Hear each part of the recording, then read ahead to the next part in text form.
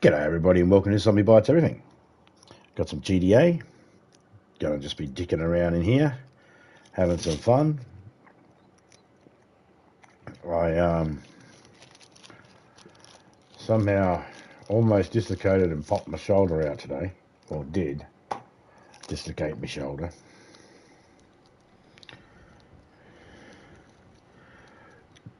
I don't know why I keep getting awarded this 100,000. It's because it's not fucking registering, I guess. G'day Ray, how you going, mate?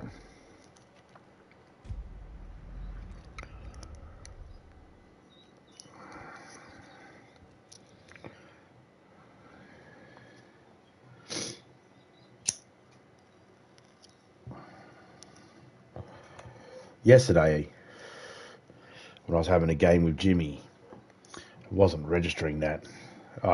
We were going to do a finish off his mission, but it kept on saying it wouldn't register the Rockstar cloud thingy to save. Excuse me. So there's no point doing any missions when it does that, or else you'll just do the mission, you'll come back and you'll have to do it again. Oh yeah, I'm doing okay. Nothing I can't handle. Got a bit of a snuffly nose at the moment. I don't know why. I do actually. I feel a little snuffly. It's getting a bit cold. Not that cold though. I mean, what we complain about is cold here in Australia. You know, there are people that live in far, far colder places that would tell us that we have no idea what the hell we're talking about, and they're right. But those same places that get so cold that they have shitload of snow and all that. Not that Australia doesn't get snow. It does. But, yes, there are people out there far colder than we are at the moment. It's 23 degrees Celsius. I don't know what that is in Fahrenheit. Yeah.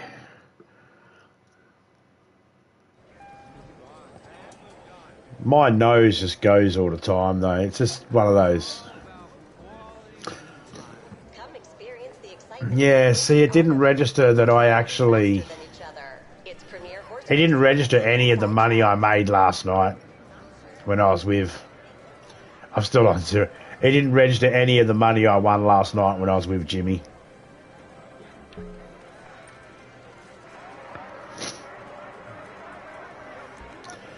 So that's why I didn't like why I said we'll do races instead and didn't suggest doing these missions, because I was going to give him a hand, but it kept saying that. That's what I picked up last night when I spun. I spun that on his, when I was in his game. I wasn't streaming, but that's what I won last night. So it's, yeah. Welcome back. Here you go. Hello again. And here are your chips. And I'm back to what I had. Well, that's good, because I lost a heap of money on the chips last night, but it didn't count because it didn't save it. Kept popping up at the bottom of mine and Jimmy's game saying that the Rockstar save, it's unable to save to Rockstar at the moment. Excuse me.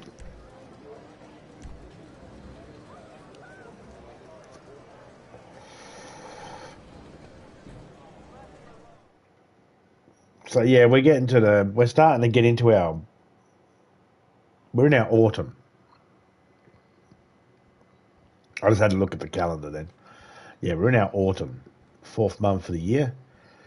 Have autumn for a couple of months. That'll be winter time. Morning, my dear.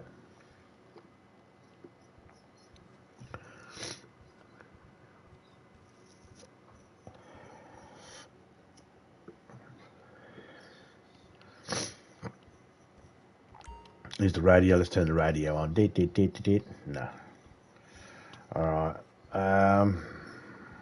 Gotta find something to do on here.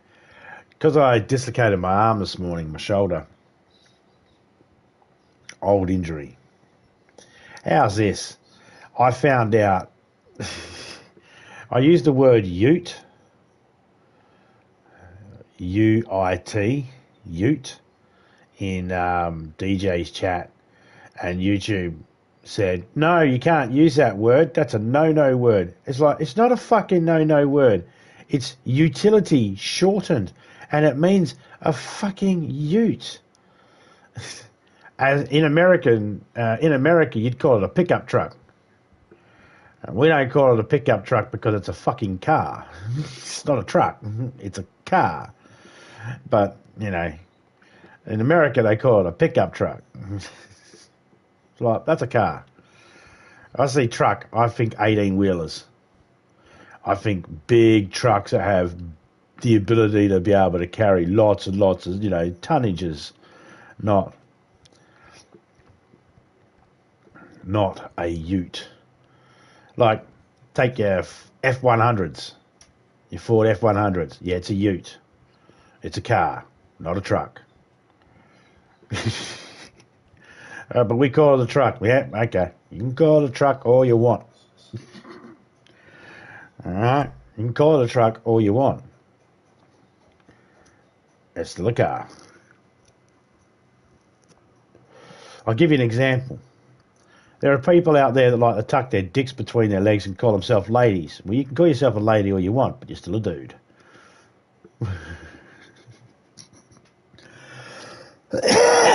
No, I like picking on the Americans with the pickup truck part because it's like, why just call it a pickup truck? It couldn't even pick up a truck. It's like ships and boats.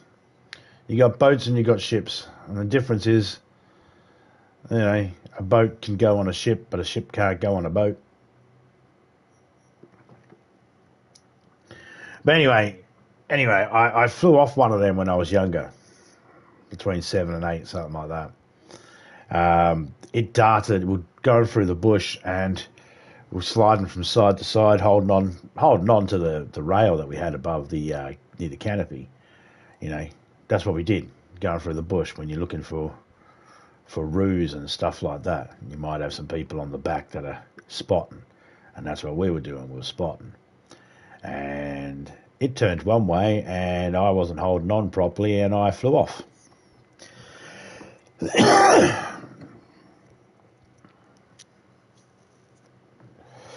And I went shoulder first into a tree. The tree I went into was a black boy tree, or we got to call it a grass tree now. I grew up calling them black boy trees, but got to call them grass trees now.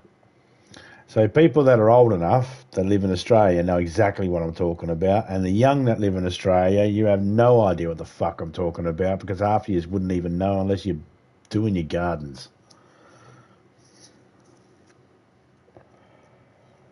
But anyway, I flew off one of them, and I flew off the ute, and I slammed shoulder first into one of those type of trees, and just shattered the tree and dislocated my shoulder at the same time.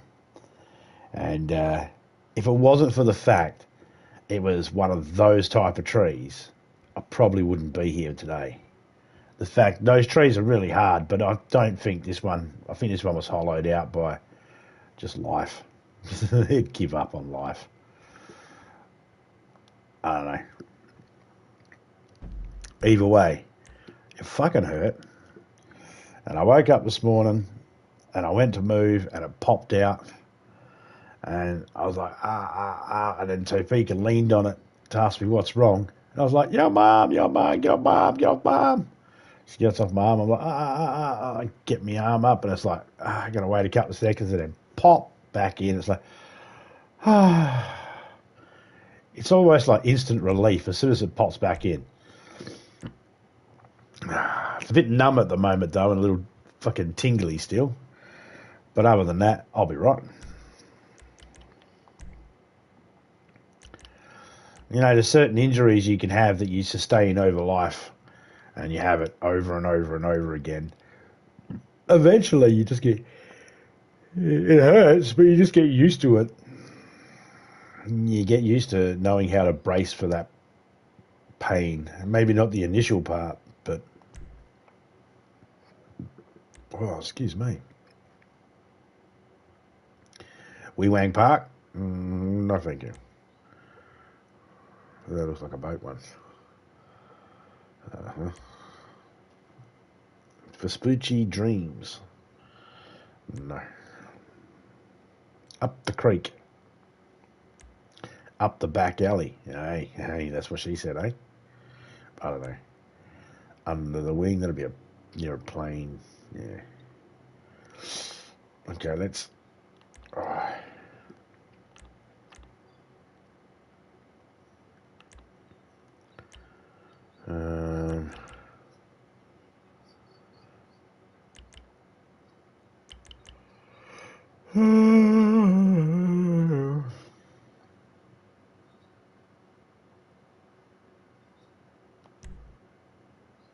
Let's try this one. Oh.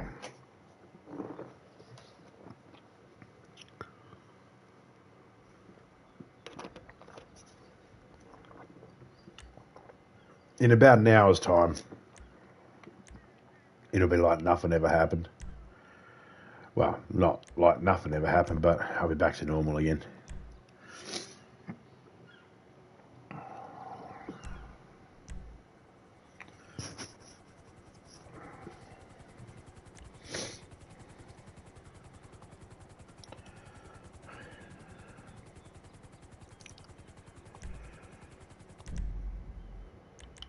I'll turn my other iPad on in a minute to see who's live.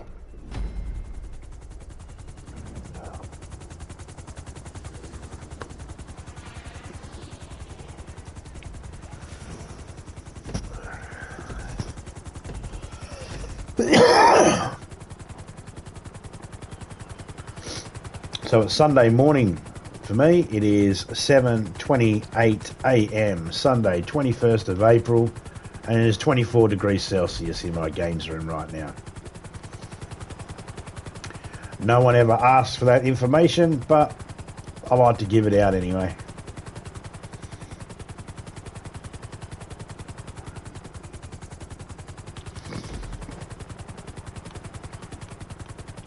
It's actually a way of me keeping records of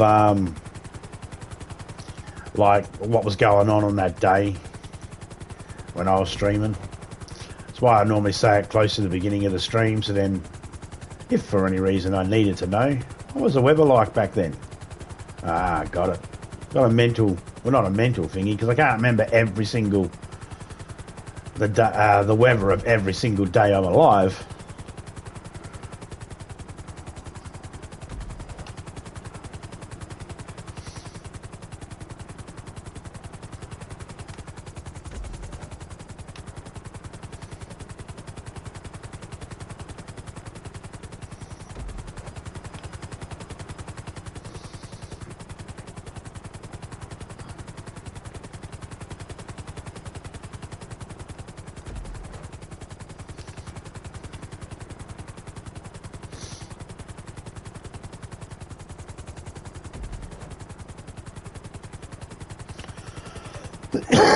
Excuse me. But I hope everybody else is doing alright out there.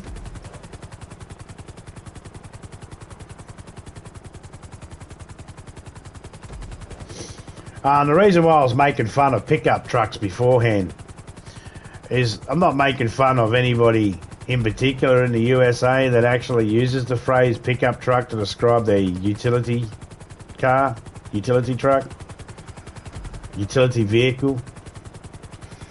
I'm not using it to take the piss out of them and make fun of them or anything like that.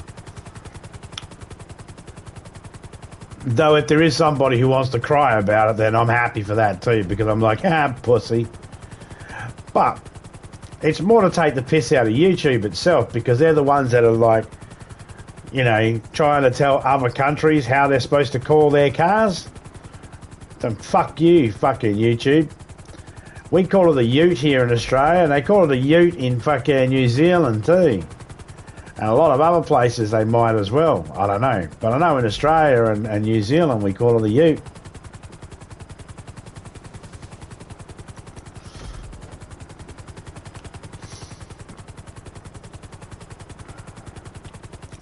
So, you know, it's YouTube I'm taking the piss out of.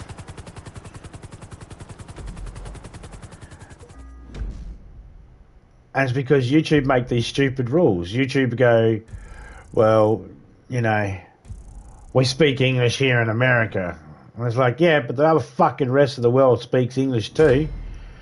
A lot of places around the world speak English, but we have an understanding of what some of those English words mean, at the very least. So yeah, I'm taking the piss out of YouTube itself. Ugh, sorry for me yawning. You know what? I'll take it back. I'm not sorry for yawning. It's what happens when you got too much CO2 in your body. Or because you're just tired. Now, I'm not tired, even though yesterday was a really long day.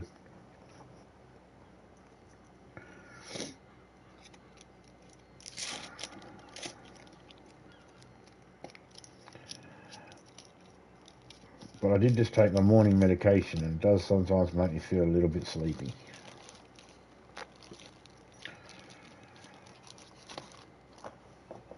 Something tells me I would have yawned even if I didn't take the medication. So I don't think it's the medication this morning. Besides, I've only just taken it. Don't work that quick.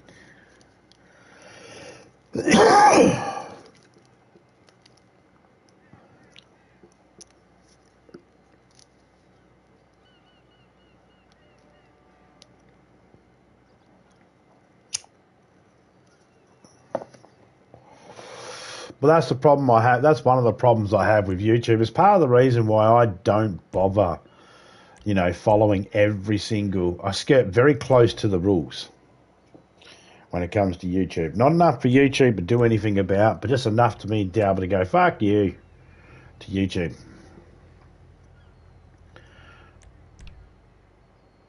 And the reason being is because...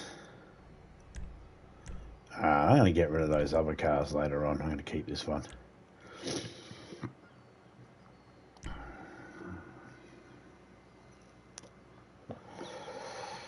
But, yeah, mainly to stick it to YouTube. YouTube are very funny. They're like, this is an English word. And then they'll go, this isn't an English word. This must be a swear word. We don't recognise it. It's like, just because you don't recognise it as a fucking proper word doesn't mean... I mean, YouTube's got plenty of ads that people have put up on YouTube from Australia showing our cars. And even in the ads, they're called utes. And for some reason, YouTube just goes, well, we don't like that word. It's not really that they don't like it. It's just YouTube goes... We thought we knew English. That can't be an English word, and I can't find it in any other language, so it must be a swear. It's like, it is a fucking English word. It's short for utility. You dickheads. But any time I use the word ute and try to explain, or even say the word ute, for some reason, YouTube delete the message. Now, I could be like other people. There's other people that have come into my channel and they've said things, and it's like, you know, and then they're like, why did you delete it? Did you delete my message? And it's like, well, I didn't delete your message. Try YouTube, dickheads.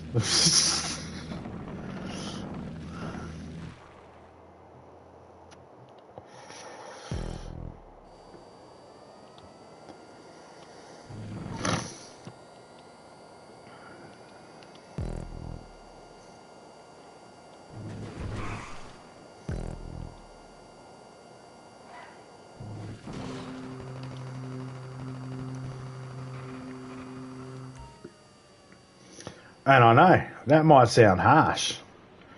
That might sound really harsh. Oh, well, someone just put a message in your chat and it got deleted by YouTube and you call them dickheads.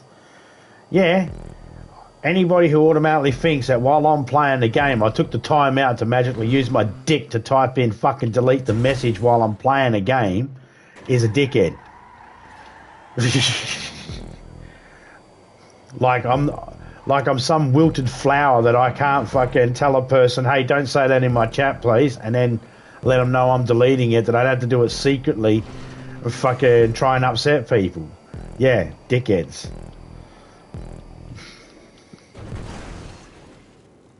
I know, it sounds mean. But sometimes people need to be told. And the harshest way to tell people is a way to get it to stick in their head. I see it all the time. I've seen people do it in mine, and I go into other chats and I see the same people doing it in other people's. It's like if you're having your message deleted here and you're having your message deleted there, have you ever stopped to think that it might be the way you fucking talk in a person's chat?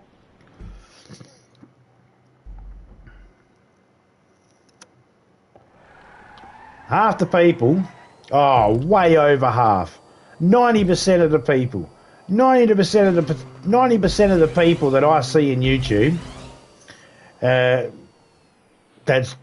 are in chats. We're talking about people that go in the chats here, not people that are live. All right. Oh no, this probably extends to the people that are live as well. So 90% of the people I see on YouTube have no idea how to fucking talk because they've been talking this emoticon fucking shorthand fucking texting type talk. I've got no idea how to talk in a fucking chat. Like to see these pricks write a letter.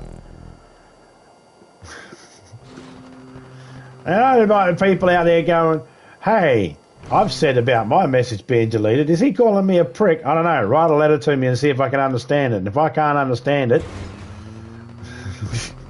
because the postman says, no, we're going to filter that, then yeah, maybe. G'day, Twist, how you going, man?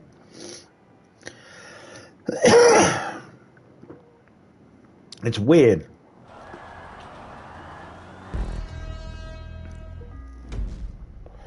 Someone come into my chat one time, and I was playing the game DayZ. Now DayZ has a suicide option. Oh yeah, and if you don't like the word suicide, fucking YouTube, the problem's not with me and the word. It's the problem with the people that killed themselves enough times that the word had to be invented. So fuck you. That's to YouTube there. But yeah, it has a suicide option. So if you wanted to, you could respawn your character somewhere else. Kill your character off and have them spawn somewhere else. Or if you're taken captive, you could kill yourself if you wanted to. And someone was trying to ask me in my chat, can you still kill yourself? And every time they put it in, they were like, every time I put my message in, my message gets deleted. And I was like, well, you must be saying something that affects YouTube, that YouTube aren't happy with. Because I've only got 4 words that are in the ban list. And they're all meh words. They're words that I hear in songs all the time and I hear people say all the time. But I put them in the ban list because they're the words that trigger people in the crying the most.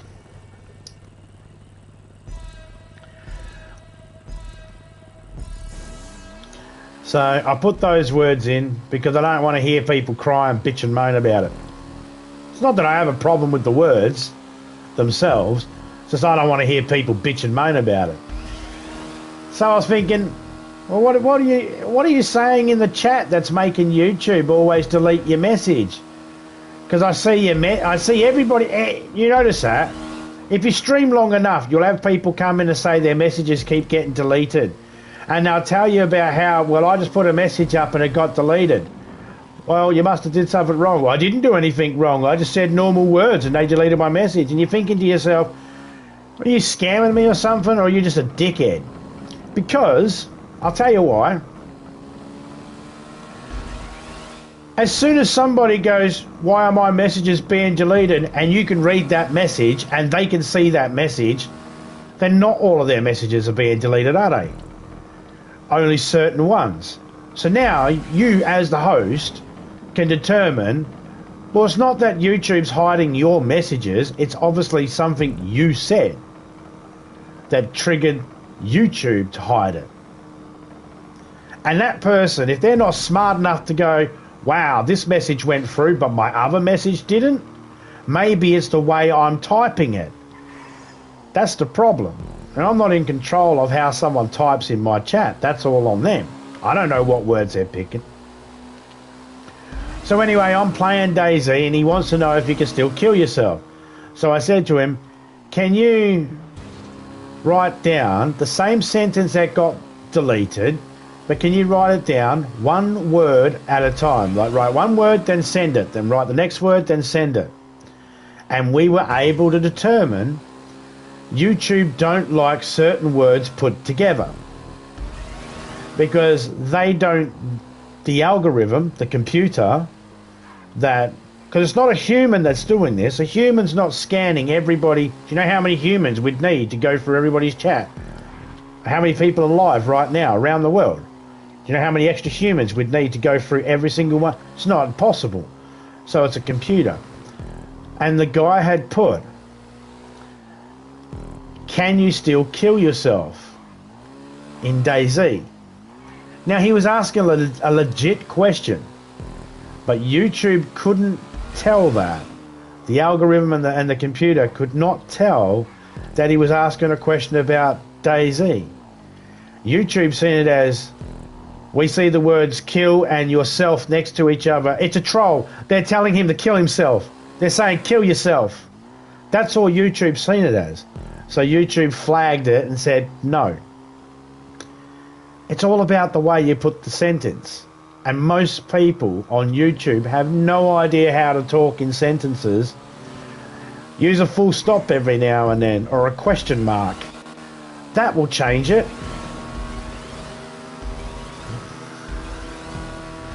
The other thing is too, is talk in people's chats more often. Even if it's just saying, hello, how are you? But make short sentences, you know, come into someone's chat, say, hello. You don't have to say anything else after that. If someone says, hello, back to you, how are you? Just say, good, thank you. And then send that. And then send another message afterwards, a couple of minutes later, saying, how are you? Eventually, YouTube will determine, because you're not being blocked by the host, you must be okay.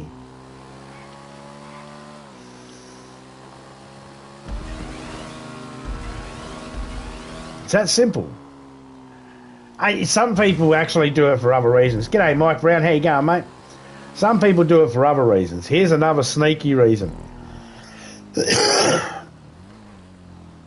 Some people come in and they don't see their name moderated. And they want to be mod. They want that wrench. Right? Because for some reason it's a status symbol for some people. I don't know. I don't get it. I don't care whether I've got it or not. I don't care. I do have an opinion about that, but I'll get to that in a minute. Some people will go, oh, my messages are being deleted. And I was like, oh, I don't know, it must have been something you said. And they're like, well, you know, if you made me a mod, my messages wouldn't be deleted. And I'm thinking, here we go. How many people are actually saying their messages are being deleted, but they're not really being deleted? They just want that mod. And they're thinking, if I say my messages are being deleted, he'll make me mod in the way to avoid that. Now,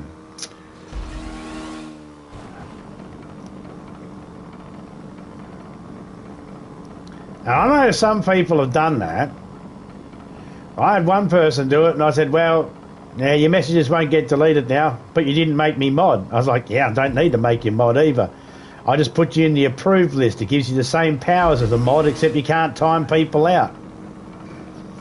You don't have the power to unblock people or block people, but you can talk like a mod. You just grab their name, guys. You go into YouTube Studios, you have a look at where your list of people are that you're a mods, approved list, and block list. and you just grab the YouTube channel, copy and paste it into your approved list, and bang, they got the ability to be able to talk. One person was like, oh, I've been trying to talk in your chat for ages now. I'm not going to bother. I was like, this is the first time I've seen you. Yeah, now I'm complaining about me bloody things not being there, being deleted all the time. I don't know what you got a problem with me for. It's like, dude, this is the first time I've seen you here. The first time you've mentioned that your messages are being deleted. All I can do is put you on the approved list. And I put them on the approved list and they chat through the thing a little bit more. Didn't have any problems with their messages. They stopped complaining about their messages being deleted. But they never come back. They never say anything in the chat, so I don't know if they're there or not. Sometimes I feel like some people will just say their messages aren't coming through because they want that mod status. Me, I like to investigate. I like to try and figure out what was the word that was getting flagged. And I know the word ute. For some reason, that YouTube just doesn't know what it is. So they, I don't know. I think it might be the way we spell it.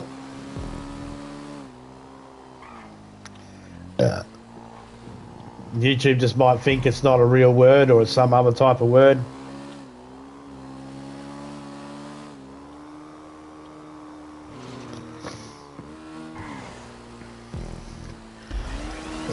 Yeah, I fell asleep, guys. I was watching for a little bit and I was contemplating joining, but I was just fucking knackered, eh?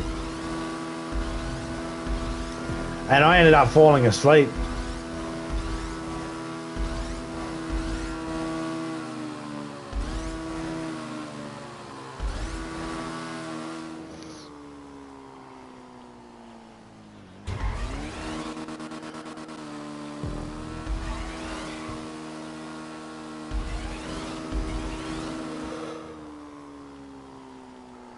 How many wins did you end up getting?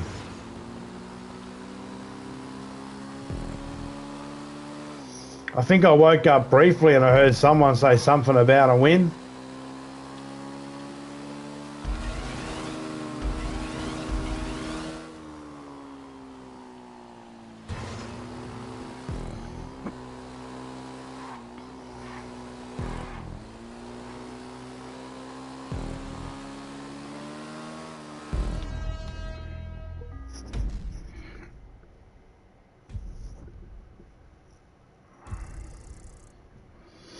I need to get back into playing it again so I can get my rhythm back. One win and Jimmy got the final kill. Oh yeah, cool. I need to get back into it again so I can practice my rhythm again.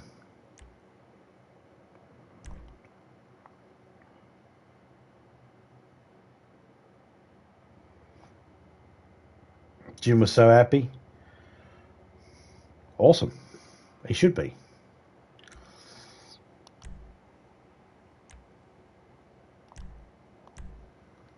Oh, I was going to roll myself a smoke. He should be happy. Whenever you can get a win in Fortnite. Oh, yeah.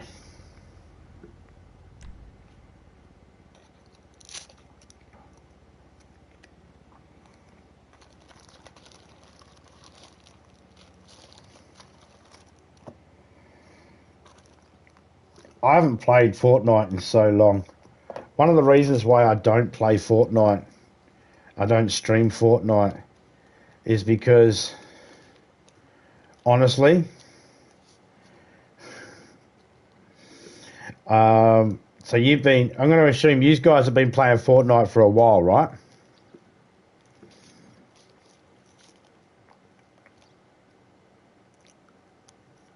That's all I do is screw around. See, if you're one of those types of teams that are trying to get the win, and your goal is, no, we're going for a win because we want to win, don't have me on your team. I'm not going to stick with a team. I'm going to do my own thing, whether I'm with a team or not. I cannot play Fortnite as a team. I'm one of those types of people that, no, you drop wherever the fuck you want to drop.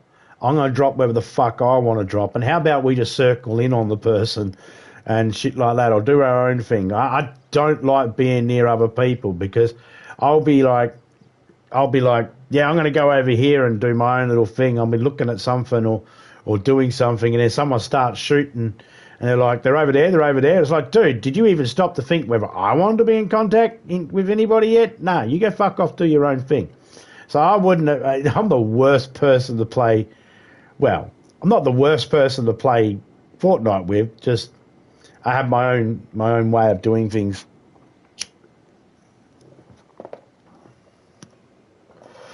Which upsets most people. Not all people, but most people.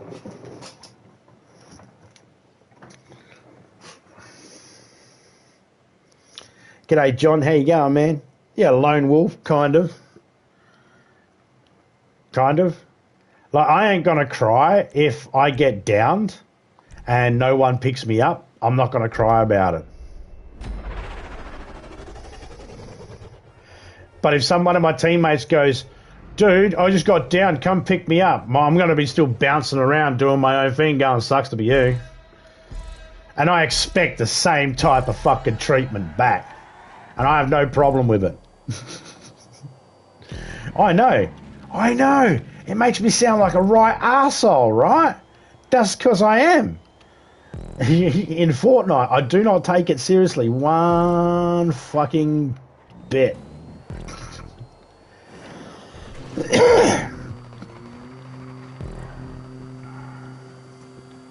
But the main thing I hate about Fortnite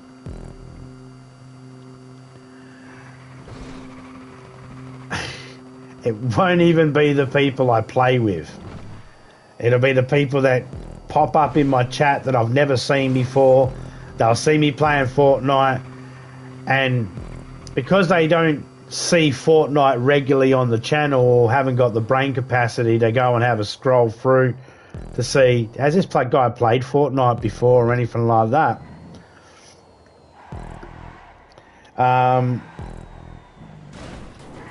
It's the people that are like, were trying to give me advice on where I should go, what I should do, who I should attack, and all that sort of stuff.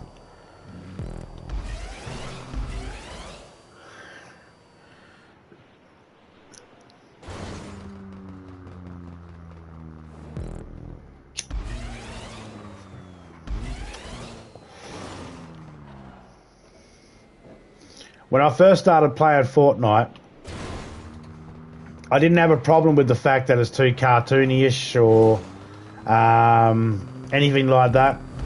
To me, hey, here's a free game that's cross-platform that you can play with your friends, and when your friends go, oh, I've only got an Xbox, so what? Download it. We can play it together, communicate, have a friendship still, you know, get together. Doesn't matter.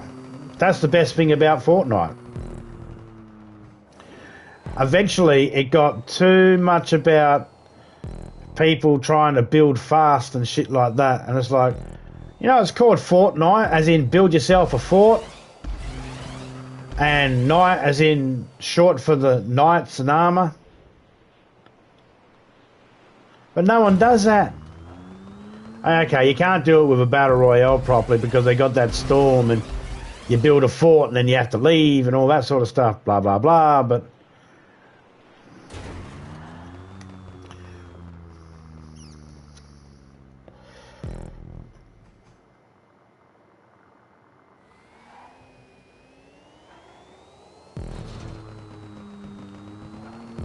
yeah, little cunts in fucking Save the World. Want to trade? Want to trade? Want to trade? They're like those magpies from fucking Finding Nemo. Seagulls from Finding Nemo.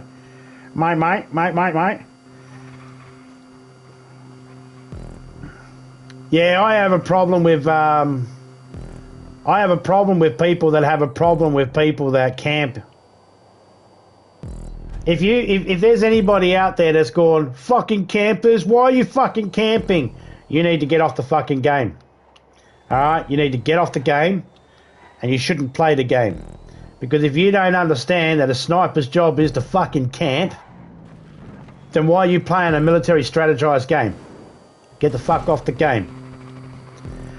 camping is a perfectly good strategy used by every single military department and fucking theatre around the world. It is a legit fucking thing. You go try that shit. Go try that shit in any military ranks around the world and see how far you fucking get. You try that shit in Australia and go, oh, nah, that guy was camping. Right, go up to your senior sergeant and say, that guy was camping. It don't count. He'll fucking slap 7 shades of shit out of you for opening your mouth. And I disagree with 7 shades because it should be 15 shades of shit slapped out of you. Camping is a perfectly good defence, and anybody that says, I hate people that camp, is a fucking cocksucker.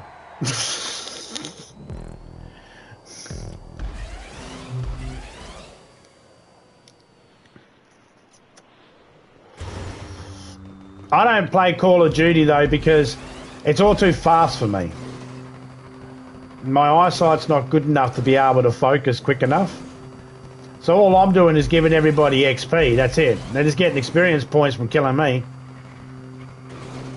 I'll play a game and I'll be lucky if I even see a person long enough to be able to get a shot on them.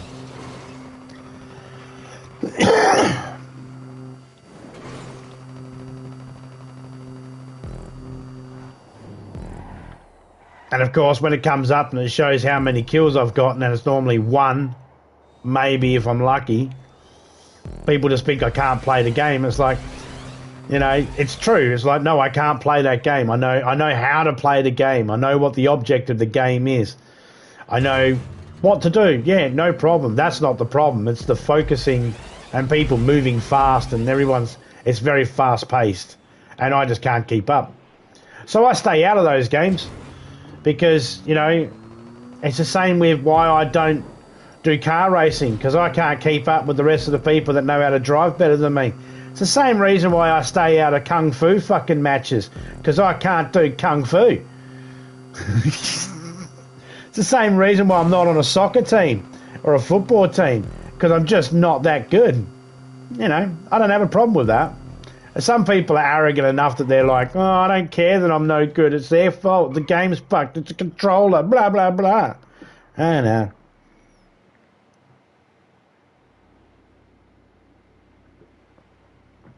I don't even know what that KD ratio is. No, let me rephrase. I know what it is, but I don't give a shit. Like, I've had people ask me, 1v1 me in GTA.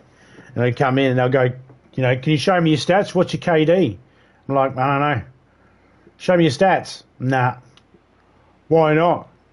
You don't want me to see your KD? It's like, no, it's because I don't give a shit, and I really don't give a shit about the people that give a shit. To me, it means nothing. Let me ask you guys this question. When you had a really good KD, now I don't know whether the numbers need to be low or high to be good or bad.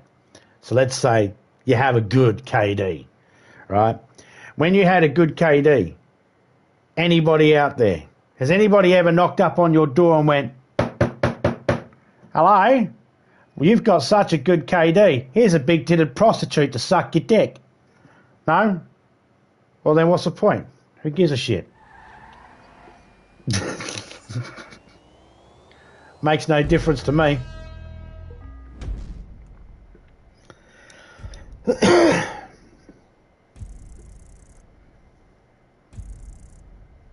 Didn't get to the door in time.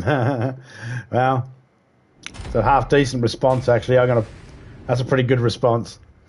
But you know what I mean, right? It really makes no difference. People are so precious about this sort of shit. I watched this short last night, and this guy found they were at like an EB Games or a GameSpot or some fucking gaming store, and they found an old Nintendo game for $5. And the guy snatched it, and his mate's like, oh, damn, I was pissed off. I really wanted that game. And I was like, I go out of my way. If I see that game, I'm now going to go out of my way to destroy it. And not only am I going to destroy it, I'm going to make a video of myself destroying it. Like, he's going, oh, it's worth $1,400. And they're only selling it for $5. Yeah, maybe it doesn't work. But I'll destroy that. The reason being is because I need to teach people a fucking lesson. It's only worth that much money because dickheads are like, oh, I'll pay this much. No, I'll pay this much. No, I'll pay that much. Dudes, it's not worth that much. It's a bit of plastic and a chip. A circuit board. Yeah, I know. A lot more went into making the fucking game, I know. But it's Nintendo. Come on. Most of those games are the same game as every other game. They're just reskinned. So not even hard to they're not even harder to make. There's not even more effort's gone into make them. It's just reskinned. And no, none of these games are worth what people think they are. I know, everybody can tell me, you can all show me all the evidence to prove me wrong that says, no, look at this game, it's worth this much. Yeah, you can show me the price tags, but it's only worth that much because people are willing to pay it. That doesn't mean it's worth it.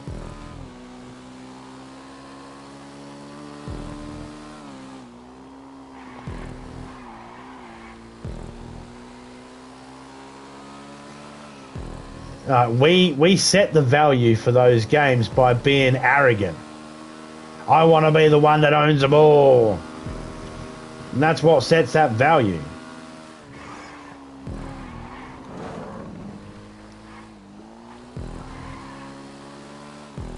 Now, I wouldn't pay $1,400 for the game just so I could destroy it. Just if I was lucky to find one for $5, I'd go, oh yeah, there's one. And I'd just snap it in half and go, there you go, put it in the bin.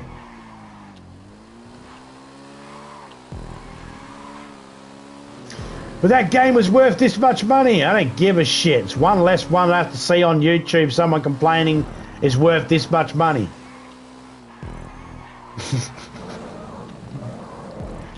But I'm old. I'm getting older. So of course I find other things in life more valuable than a fucking piece of plastic. The game wasn't even in box. It was just a cartridge sitting on the shelf. Wasn't even in a box. And they're like, it's worth this much money. The dickheads hadn't even turned the game on yet to see if it fucking works. And they're trying to dictate how much it's worth. Fuck off.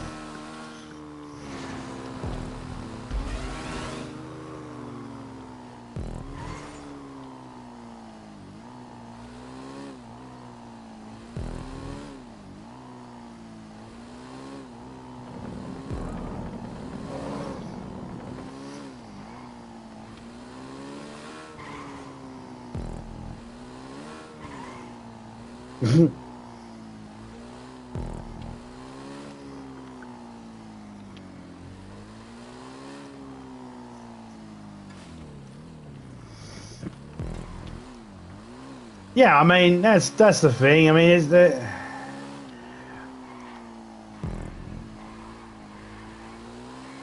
you get what you get out of games.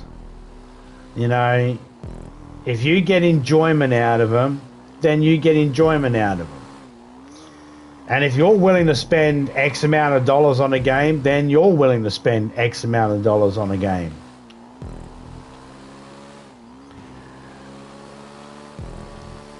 And there's the other thing too, some of the YouTubers that are going out there finding these games, they're going off old auctions. They'll read about an auction on a game or something like that, and they'll read a story where someone paid X amount of money for a particular game, and then therefore they think they know everything about what a game's worth. It's like, dude, that was only worth that much because the person on the day at the auction was willing to pay that much.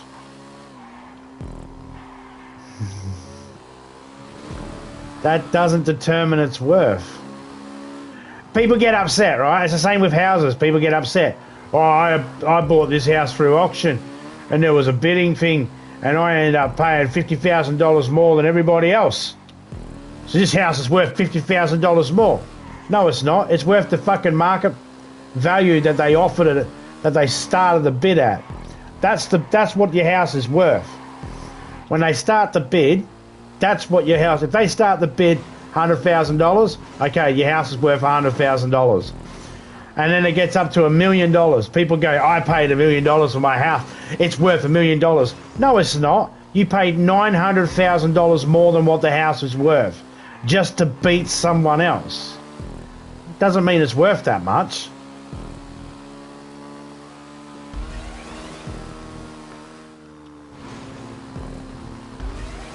There's a whole heap of people out there probably thinking, oh shit, I never thought of it that way.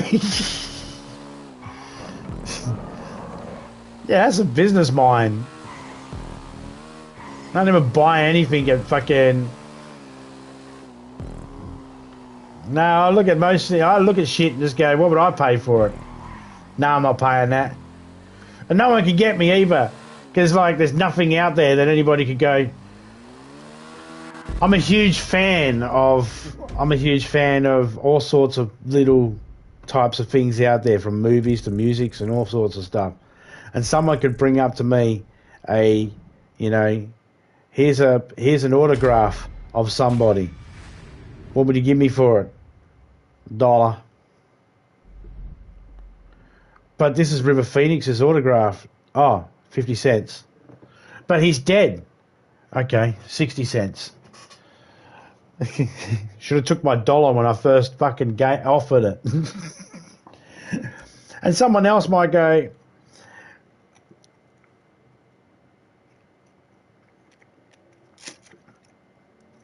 yeah, that's exactly right. That's an auction. Someone puts it at one price and then people bid. And then, but the problem is the people that end up with the item, they get confused. They get confused with assuming what they paid for an item is what it's worth. And that's the problem. And it's like, no, that's not what it's worth. That's just what you were willing to pay for it on the day. And a lot of these things will, like the game he was talking about, there's a good to fair chance that the person got $1,400 for that game and it was in a box and had its manual with it. And it was probably at an auction. Not just, I can advertise this game for $1,400 and it'll be fine. And they're so shocked to see it for $5. It's like, it's just a cartridge on a shelf. It doesn't have no box with it. It's got no manual with it. It's got nothing with it. It's just a cartridge. There's no even guarantee that the quality of that game works.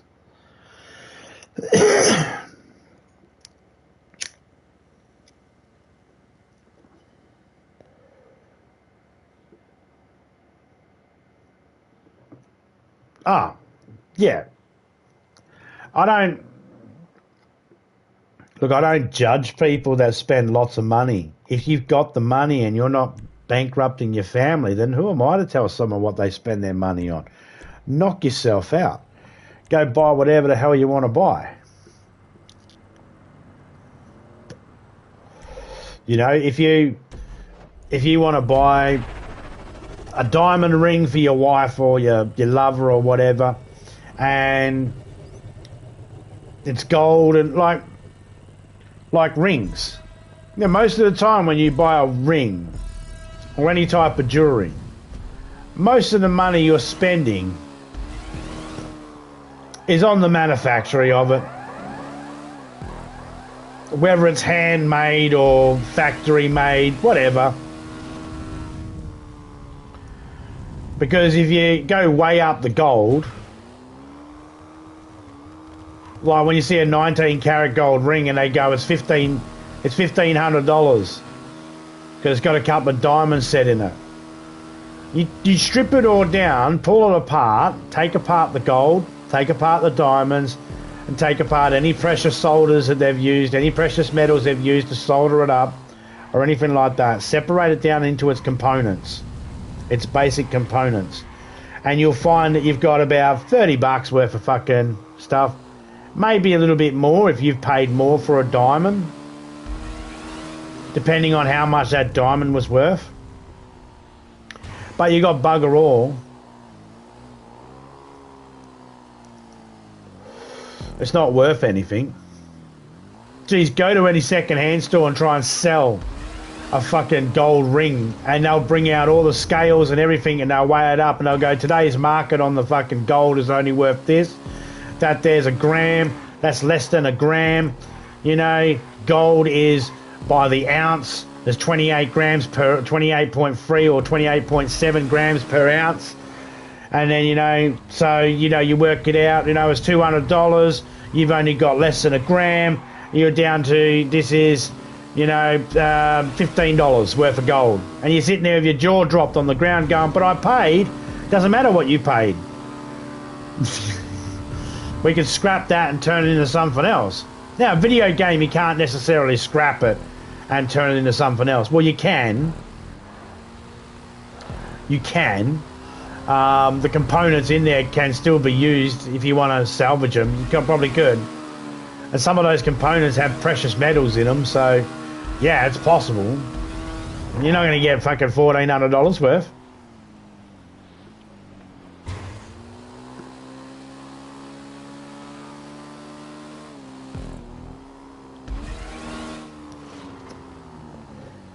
I do believe that a physical item is definitely way better than a digital item. That being said, I have a PlayStation 5 that only takes digital copies of games. It doesn't have a disc drive. But I went that because I wanted one less component in the actual PlayStation that needed a fan. I didn't want a motor running that needed to be cooled down.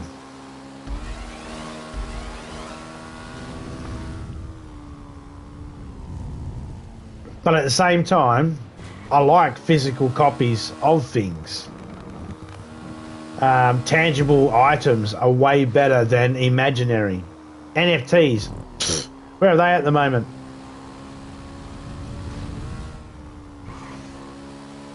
Someone came into my chat and they're like, oh, I could take your logo, turn it into an NFT and make a shitload of money off it. There's nothing you can do about it. I was like, there's plenty I can do about it. I can sue you for fucking copyright infringements because I actually own my logo. I had that commissioned by an actual artist that has a business. That's not something drawn up by some app or anything. Someone hand drew mine. And there's video evidence because I got them to document it while they were doing it. And they're a legit business. So, and I own the rights to it because it's mine. So yeah, I definitely could.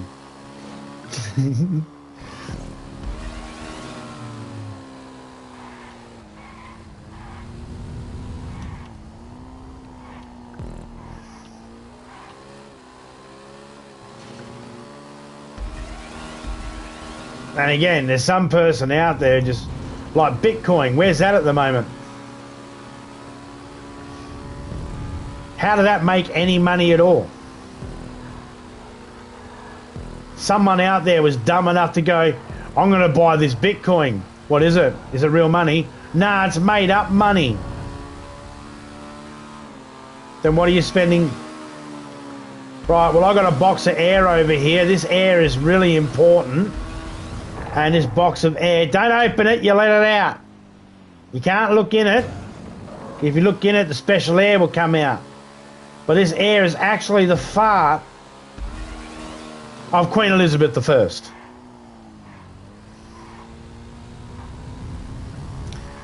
You know, it's weird. It's a status thing though, isn't it? Like, so people can go, wow, I've got this many Bitcoins, I've got this many this NFTs, I've got this, I've got that.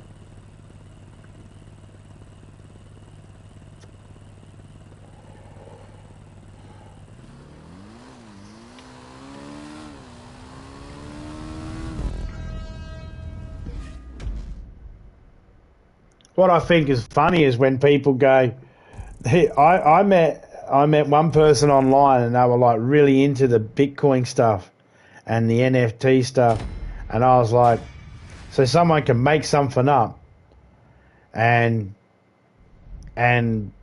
you'll believe it. as being valuable. And they're like, but it is valuable. It's like, but there's nothing there. What's the thing that's valuable? What makes it valuable? And I was like, oh, but it's valuable. And they can't answer it. And it's even funnier when they're like, I got to go to church. It's like, Jesus Christ. You really do believe in fucking things with no evidence of its existence.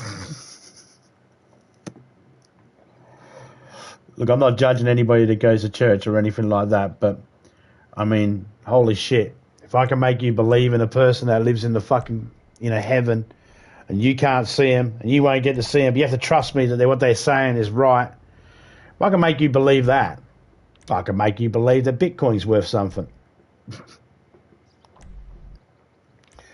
It's even worse when you see the other people on the other side. They're like, Bitcoin, that's not even real. And you're like, no, it's not. I agree with you. Like, why are people buying it? It's not real. I don't know. People are silly, I guess. Yeah, well, I'm going to church. It's like, wait a second.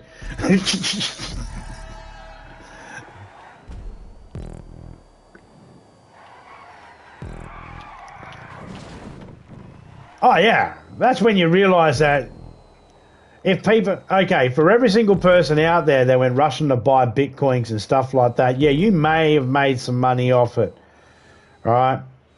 But don't ever claim that you wouldn't scam a person. Okay? Because essentially you did. You might not have willingly did it.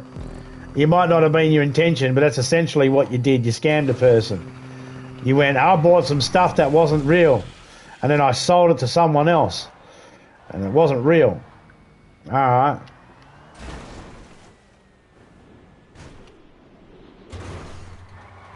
That's scamming. Now, some people have made some big bucks off it. Okay, cool.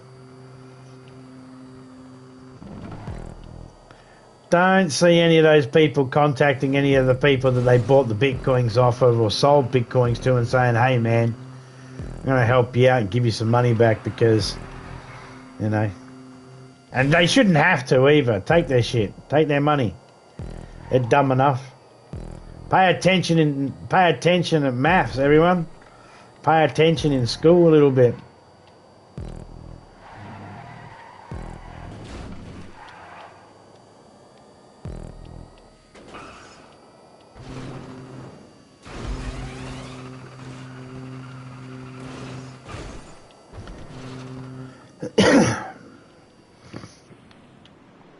Invest in things that, invest in boats and sunscreen lotion. Why not? Well, it's getting hotter. Ice caps are melting. It's going to be more water. Going to need more boats and sunscreen lotion.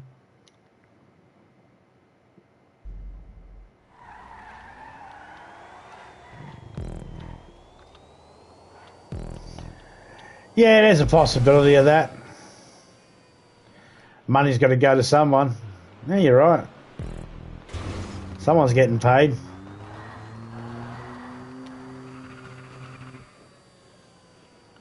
And what's stupid, and the reason why I don't trust everything on the stock exchange and I don't automatically just jump up to buy stuff on the stock exchange is because they went, is this Bitcoin thing real? No, it's made up stuff. But people are buying it? Yeah, alright, we'll do it. They knew there was no fucking object. And they still let people buy on it. They should have been the first ones to go, no, it's not real. But no, they didn't.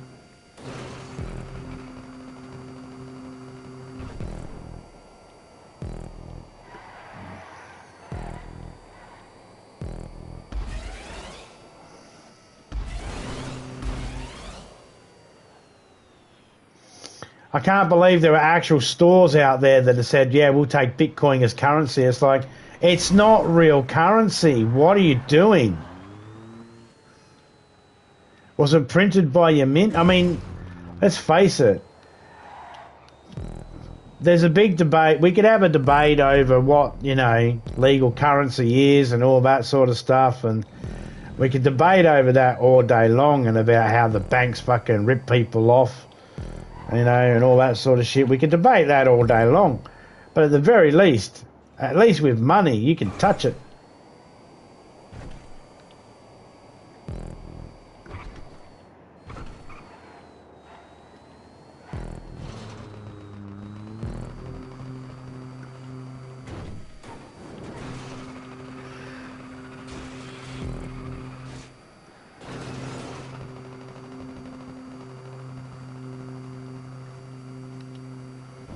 I like feeling a couple of coins floating around in my pocket.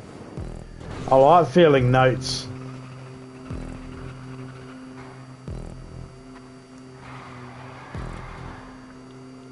Granted, I don't have lots and lots and lots of them to play with, but I like feeling them.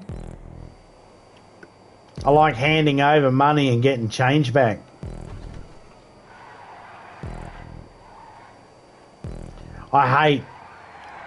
What I fucking hate the most is shops.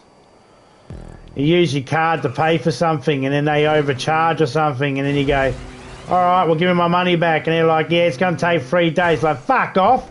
It left my account and went straight to you. So how about it leave your account and go straight to me? And let me tell you the reason why that doesn't happen.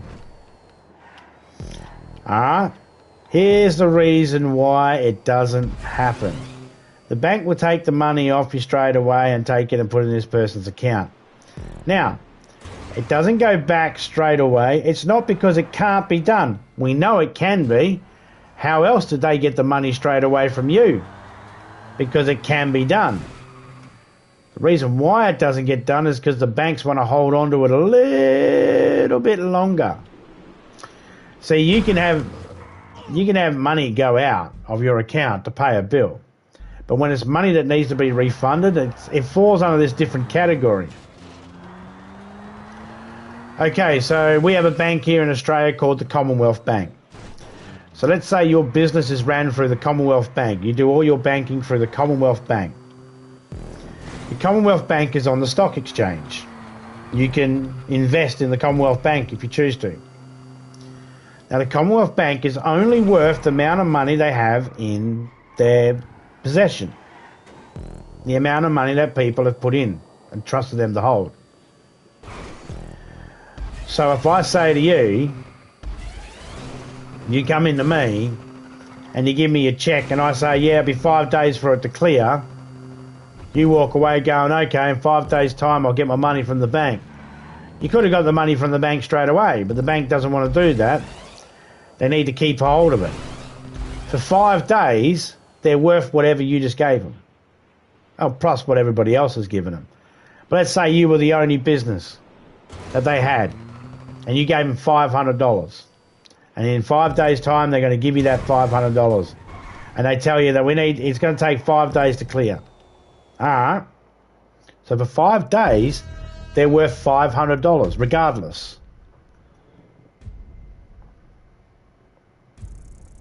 And that's how banking works. Same with the shops. So the shop's bank will hold on to it for 5 days. You know what happens in that 5 days?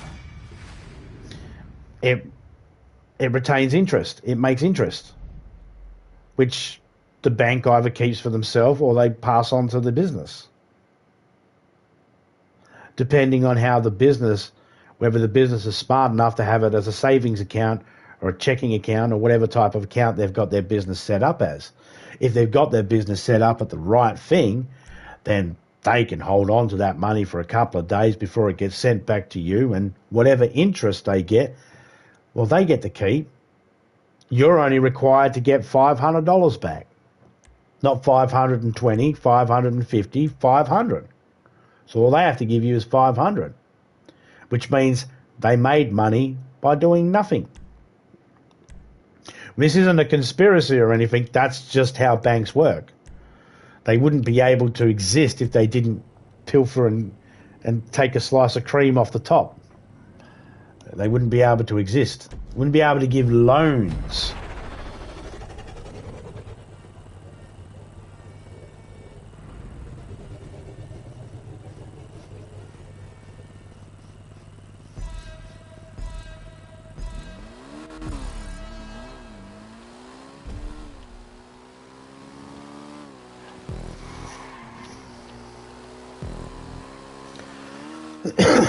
No, man, that's not even going...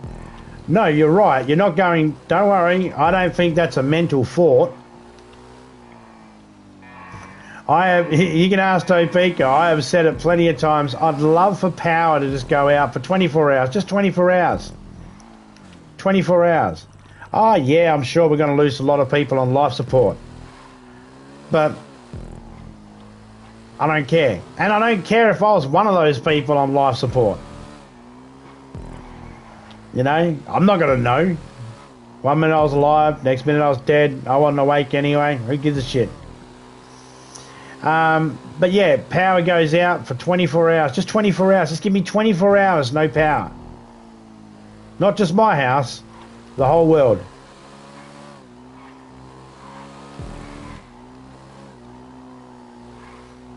Yeah, I'm sure a lot of us will go spit stir crazy because we won't be able to watch TV, listen to music or something like that. I'm sure it'll be boring for some people. I mean, hell, I don't like the idea of having no music or nothing to listen to. I like music. I like watching movies. I like TV. Well, I like TV shows. I don't like watching TV. Let's give me 24 hours. Doesn't even have to be for life. Just 24 hours. No power. Reset everything back to zero.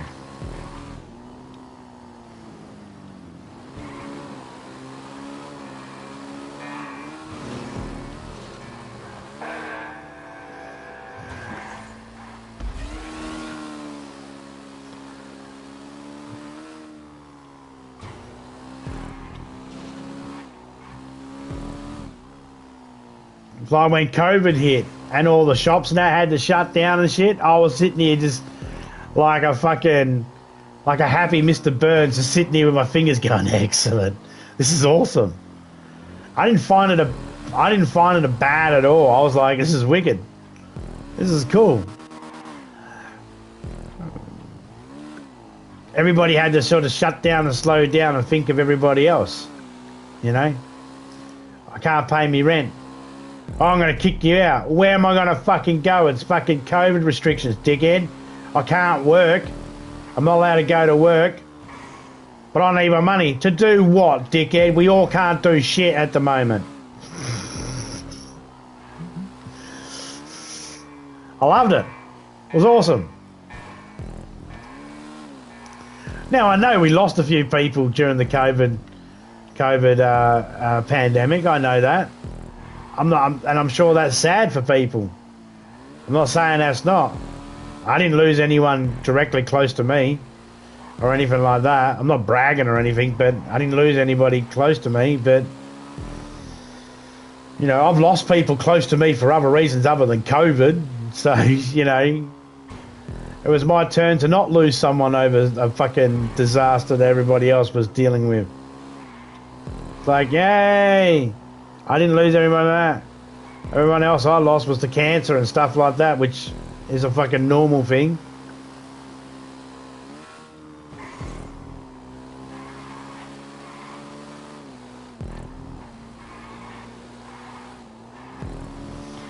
But people were going on about COVID's a scam, COVID's a scam, COVID's a scam.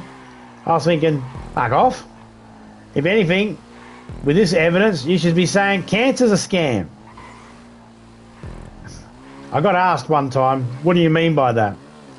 And I was glad they asked, because what I meant by that was no one's asking you to give money to research COVID.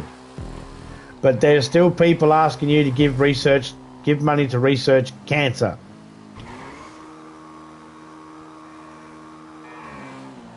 COVID threatened the population of the world.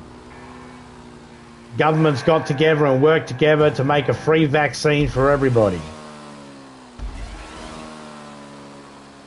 And I know there's people out there that probably want to say, no, I had to pay for my vaccine. Well, then either you're lying or you got scammed. Because it's already been stated that no governments around the world were charging anybody for it. It was free vaccine. No country was charging anybody for it.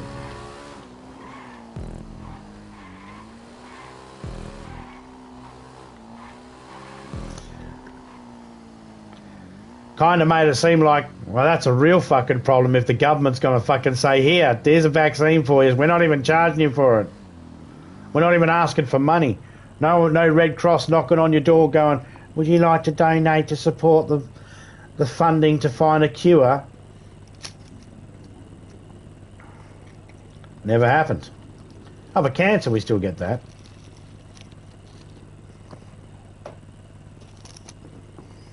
Oh, don't worry, I totally agree with the whole thingy of we don't really try to cure diseases, we try to just manage them because it's more profitable to keep someone sick and always get money out of them than to cure it.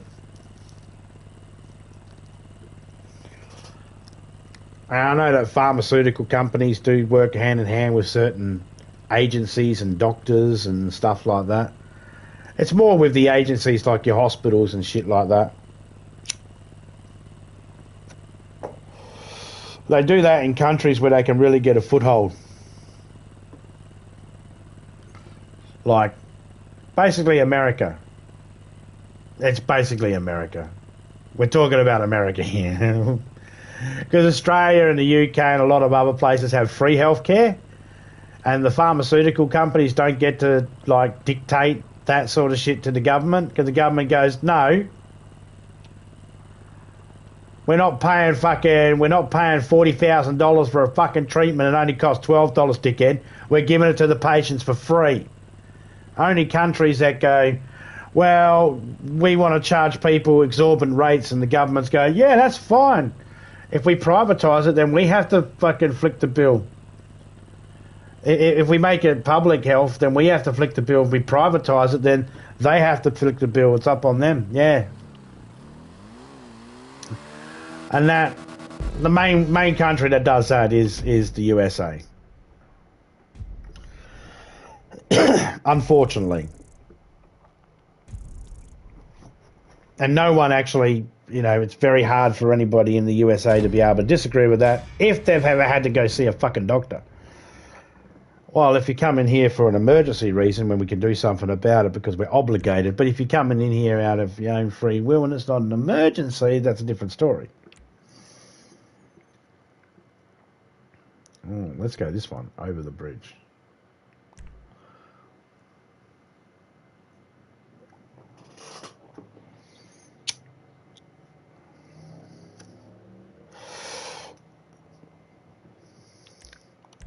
I'm not saying that any country's like, if people are smart, there might be a few people that will go, hey man, I'm sick and tired of fucking hearing you say shit like that about America. Look, I'm not saying anything negative about the people that live in America. Alright, the American government allows that sort of shit to happen. That's who I'm taking the piss out of. Not the fucking American people. There's a difference. Like, we have Australian people, and then we got the Australian government. And they're two different fucking groups. Two very different groups. Vastly different.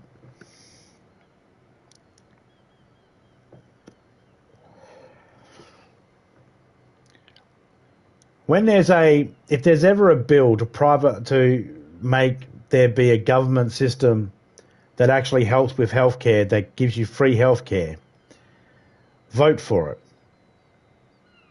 Don't vote against it. Don't listen to people to go, but your taxpayers. Yeah, your taxpayers. What are you getting out of your taxpayers' dollars now? Wouldn't it be nice to know that if you're in if you break a leg doing something stupid in your backyard, you can go to the hospital and get it fixed and get physio free of charge because your taxpayers' dollars paid for that. What are people scared about? If they do all these schools and shit like that, what are you worried about educated people walking around for? If you're against fucking public schools or you're against public health and people getting free public schools and free public health, if you're against that, the fuck's wrong with you? I get it, but it's my taxpayers' dollars. Well, unless you're getting every cent of it back, shut up.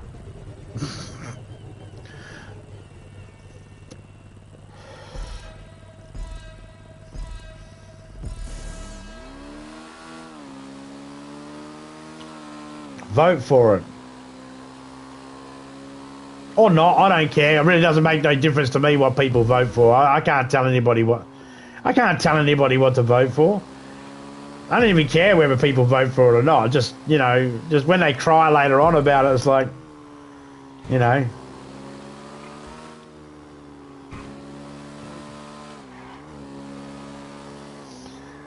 It's like I've heard people tell me about Obamacare and shit like that. It's like, yeah, we have the same sort of system here too. It's called Medicare.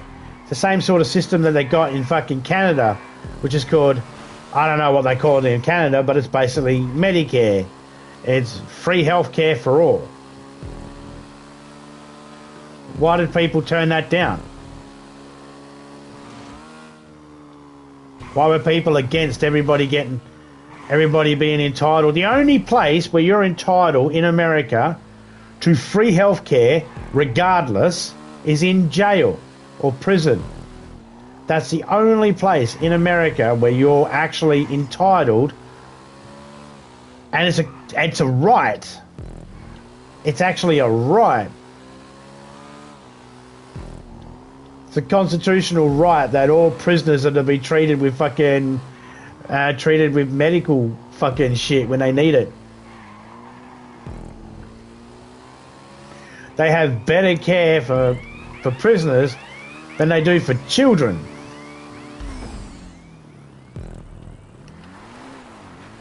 You know, they are the ones that grow up and end up becoming the next lot of politicians.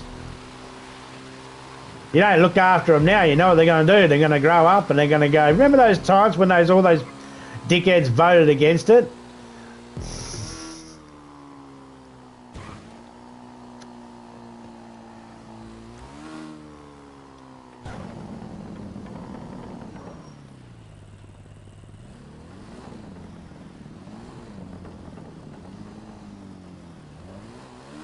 Oh, yeah. NHS in the UK. Yeah, it's National Health System or whatever, health scheme or whatever it is. Yep. Now, I'm not claiming that all these places work perfectly and that they're not filled with their own issues. They do. They do have some issues. Not all of them run perfectly. But the bullshit argument that I fucking hate is when they implement one of these, like Obamacare got implemented and people went, as soon as he was out, they were like, yeah, it didn't work. It's like, you didn't fucking give it enough time for it to work.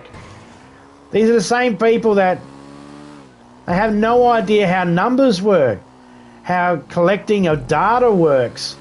They have no idea at all. Because if they did, they'd realise it's going to take more than 4 years to figure it out. If it's going to work or not.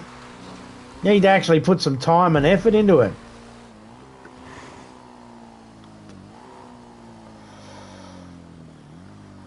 Someone who doesn't use it. Someone who doesn't use a hospital in 5 years or 10 years or whatever automatically goes, nah, it's useless. I haven't had to use a hospital. Well, good for you. You're not the only fucking person that lives in the world.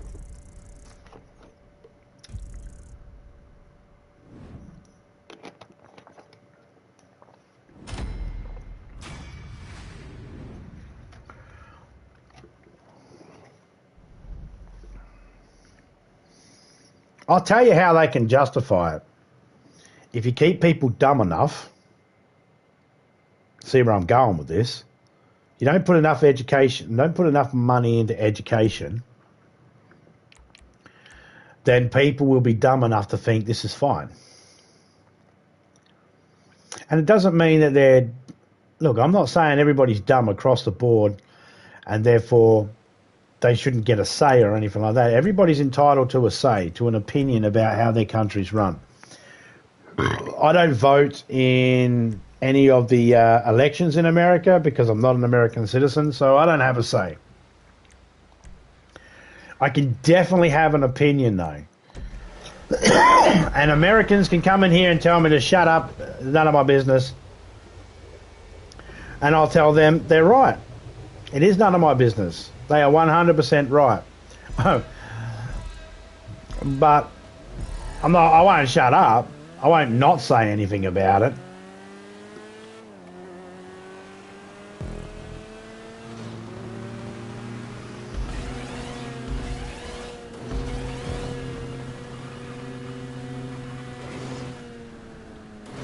Remember growing up and there was those movies and TV shows and there'd be someone. I remember growing up, I've said it before and I'll say it again. I remember growing up watching movies and TV shows that were based in America. And there would be people that have different opinions. And someone would say, while I might not agree with that guy's opinion, I'll fight to the death for his right to have it. And I thought to myself, that is a beautiful thing to stand behind. I love that. You don't have to agree with the person's opinion. But they'll fight for the right for you to have your opinion, even if they disagree. I don't see a lot of that anymore. That's died in the arse. That was something that I thought was very special about America, how they had that. Nowadays, not so much.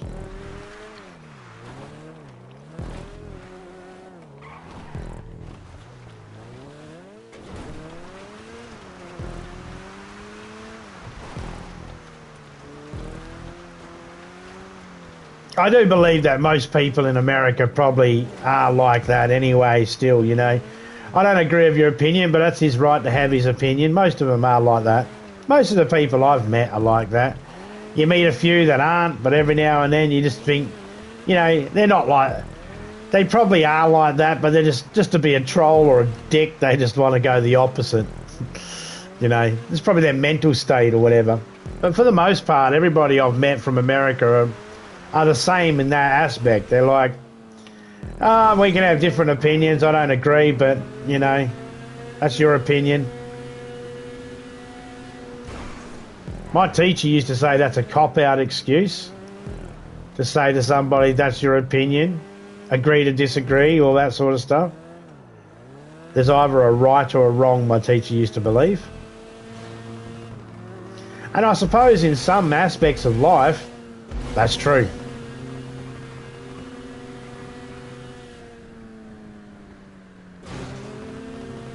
Is it right to park your car and your family on the middle of the train tracks when there's a train coming?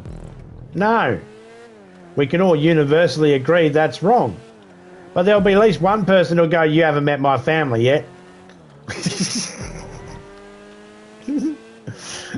And he might be right. I haven't met his family yet and they might suck. They might be the kind of family you might go, you know what, I'm going to park his on a train track here. I don't know. That's why I always boil it down to, it's about education. It's about how you're educated. What is the knowledge you have in your brain?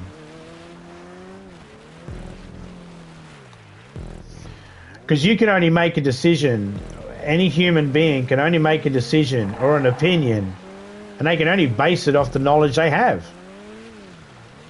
If they have the knowledge that leans towards a different opinion, then that's the way they're going to go. And if their knowledge goes towards the other way, then that's the way they're going to go. They're going to go towards whatever the knowledge in their head suggests they should go.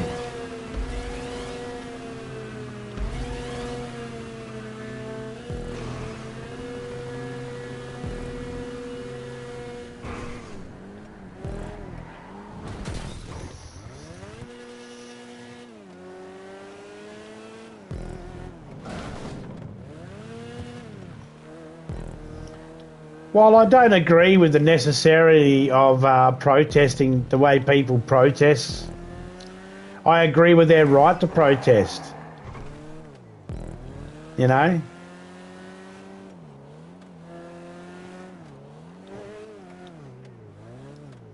And this is where we might differ, depending on, you know, who's got what stance.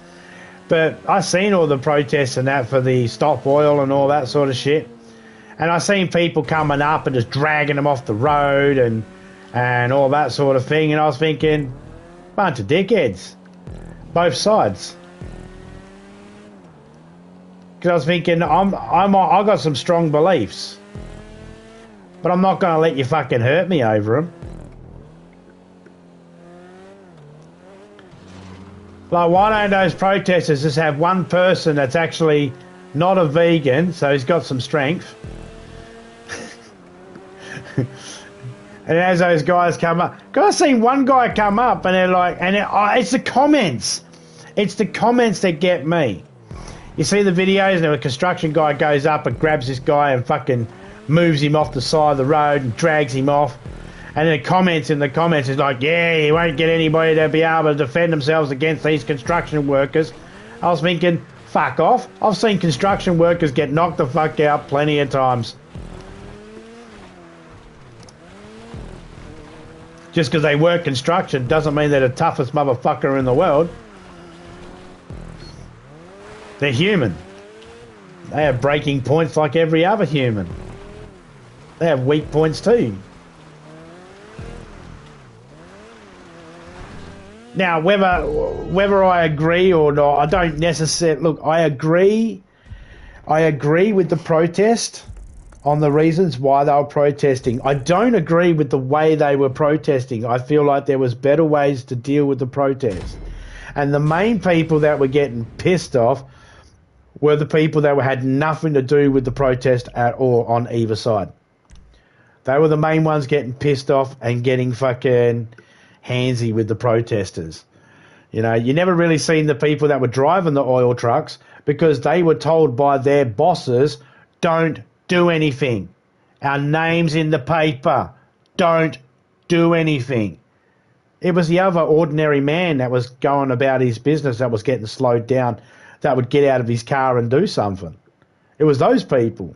They didn't even work for either company. They didn't even work for they weren't on the protesters' side, clearly, and they didn't work for the company that the protesters were protesting against. The legal team already said to the oil companies and all that sort of shit, tell your fucking drivers, do nothing. There's too many cameras on them. We don't need that black eye.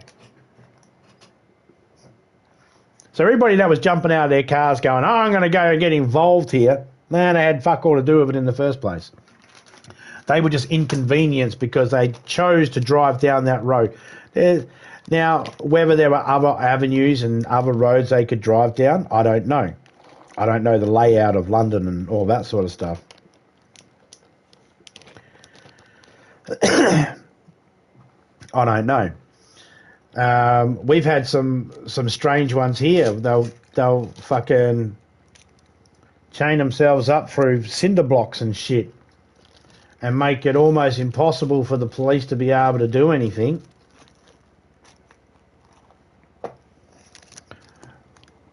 And it's like, well, why aren't the people protesting why aren't the people that are being held up, why aren't you storming the gates of your politicians? You know, for them to legally be able to do that protest, they have to actually, you can't just, it's not the same as beforehand. You can't just gather somewhere and just go, right, we're going to protest. You've got to put permits in and all that sort of stuff because you are going to be hindering traffic.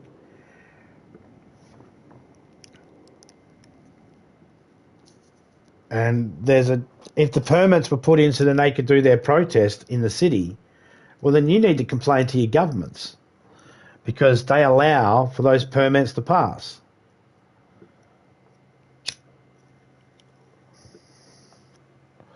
So go complain to your government.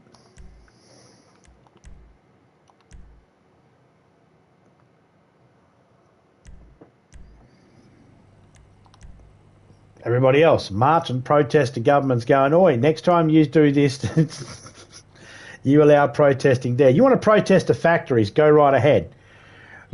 Every single one of them could have went straight out to the factories of where this oil is coming from and could have chained themselves up to the fucking property line, making it so they couldn't even leave the place or have trucks enter. They could have done it there. No one in the cities would have been affected. You know, driving around and shit like that. No one would have been affected. Everybody would be doing fine.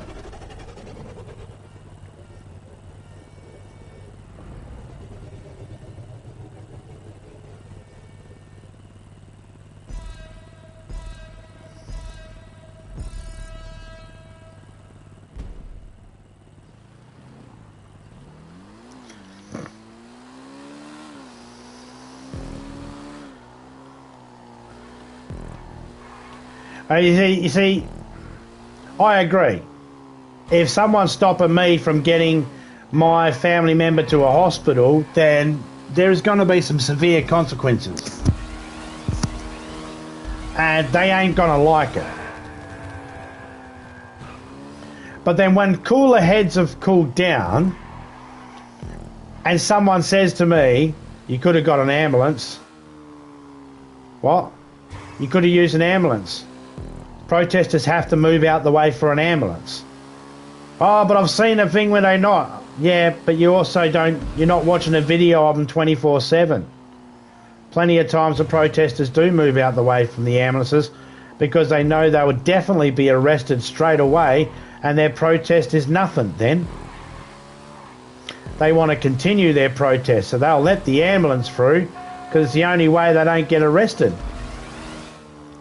And some people might go, oh yes, but I knew what I was doing. No, you don't. But it was my family member. It doesn't fucking matter.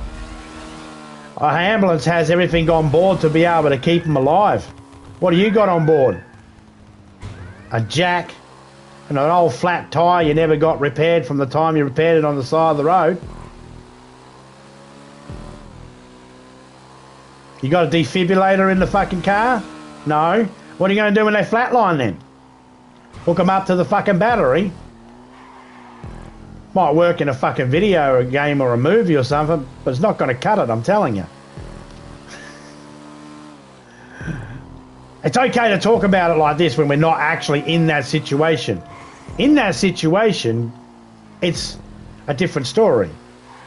It's get the fuck out of my way, I'm getting a loved one to the hospital. But there's other ways to do it. I don't fucking care, get the fuck out of my way. That's what it's like, because we're in the heat of the moment. But afterwards,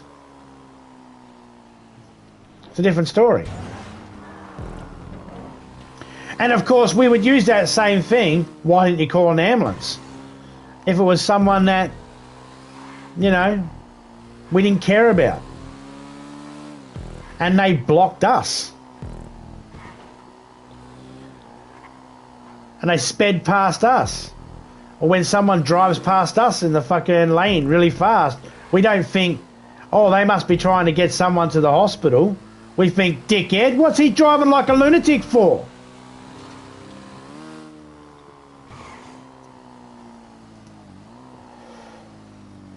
Point is, there are other ways. There are other ways to get your family member to the hospital, and there are other ways they could protest that would be more efficient.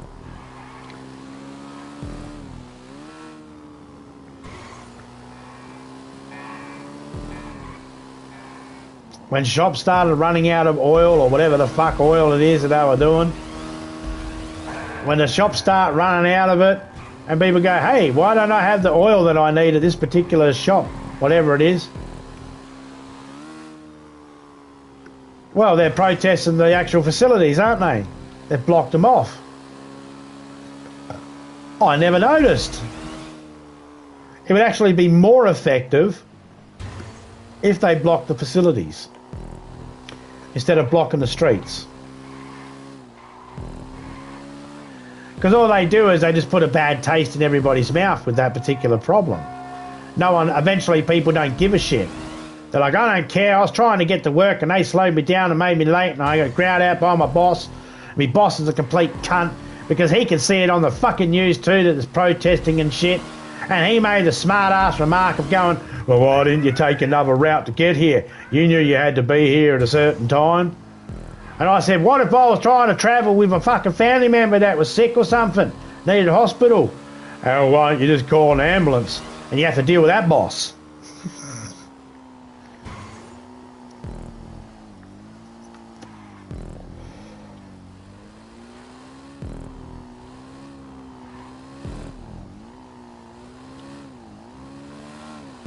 Oh, totally.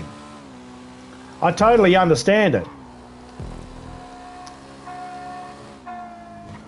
But it sounds like if you had to wait 8 hours for an ambulance, it sounds like there's a couple of things that could be in play there. Either you describe the incident to them and they didn't think it was dire enough, which they shouldn't think that. They should treat every single call as if it's an emergency. Or you need to have an argument with the ambulance company. But it's definitely not the protesters' fault that unless the protesters are directly involved in an ambulance taking longer to get to you, then that's not their fault.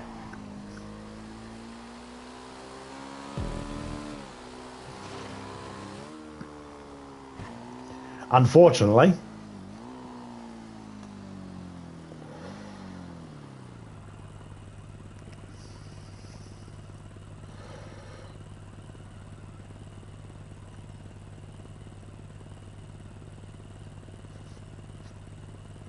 And you're right. If you can get to the hospital quicker, your obligation is to save life. That's the thing about humans. We are obligated.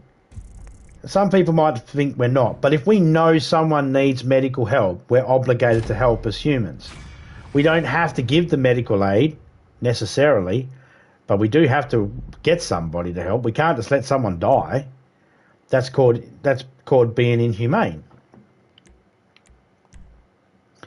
So we need to be humane and get them help. Either get them an ambulance or get them to help if we can. Now, I totally get it. I'm the same. If I can get my kid to the hospital quicker than waiting for an ambulance, that's what I'm going to do. But I don't have special lights to be able to tell people, get the fuck out of my way. Someone is sick in the back, dying. All I have is the ability to wind down my window and go, I need to get him to the hospital. And then someone go, yeah, who gives a fuck, mate? Now I've got to fight with that bastard because he's just insulted someone's life that's in my car. It's very tricky.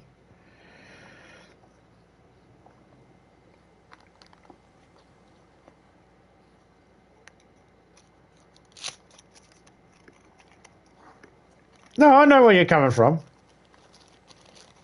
I know exactly where you're coming from.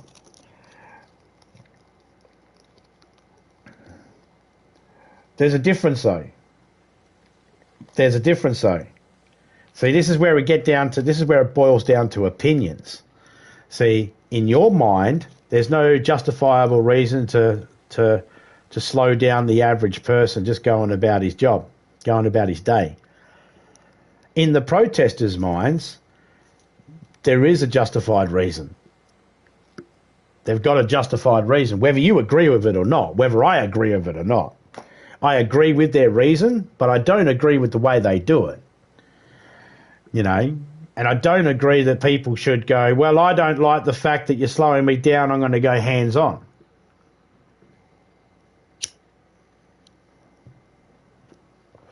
Because I'm the type of person, if I was walking down the street, not involved with the protest at all, but I seen someone go up and grab someone for no reason, and they can go, but they're slowing traffic down. I don't care. Are they killing anyone? No. They're stabbing someone, shooting someone, raping someone. No. Then keep your fucking hands off them. Because I'm the type of person that'd walk down the street, see that, and go, well, if you want to get hands-on with a person, how do you like it if I get hands-on with you? And I would grab that person. And so the fucking contractor or whatever, the construction worker would go, oh, I grab this person and pull them in. And I'd come up from behind and go, oh, mate, smack. But that's because I'm part prick. And I don't mind getting in the fights. No,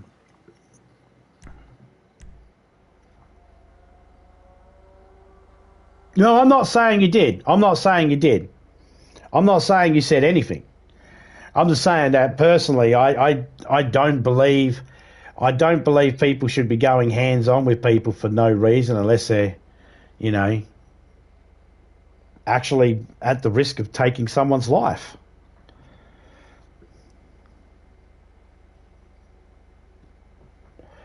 Exactly. They would be way better off and way more effective if they went straight to the source of the problem. Because once we're sitting there back at our shops and that going, where's the item we're looking for? Well, we don't have any on shelves at the moment because we can't get any supplies in. Why not? Because they're being protested. All right, Now we know why we can't get our thing. It's still going to irritate us. We're still going to ask questions, and we might still be pissed off. But they're not in the way, and it would be more effective, because the ability to cut off a supply is more effective than to say we're going to try and cut off the supply, because that just makes people go, well, let's buy more of it before it gets cut off.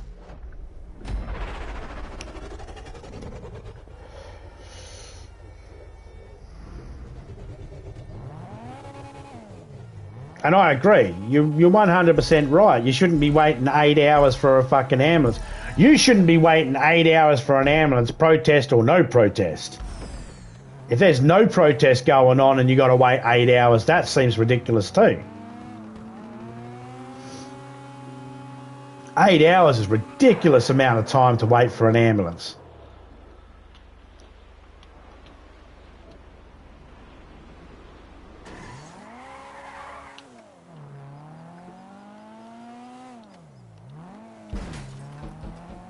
And you're 100% right. If there's a problem, that's where they should go. They should go to the source of the problem.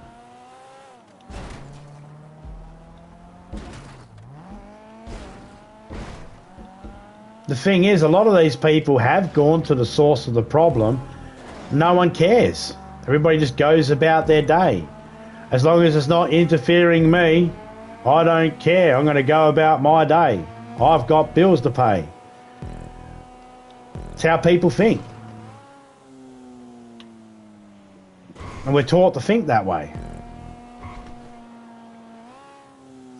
We're taught to think that way because some dickhead goes out there and goes, this is worth this much money. Why? Because I said so. So you have to work an extra money and then make more money and then you can buy it. That's how it works. It's economics.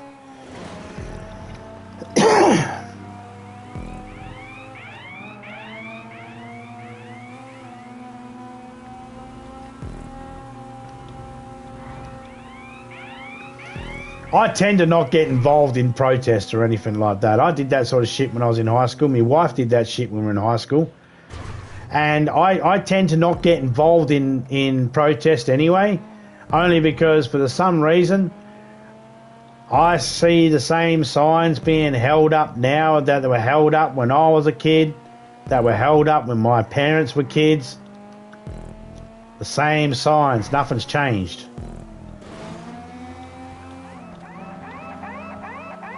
Not really, anyway.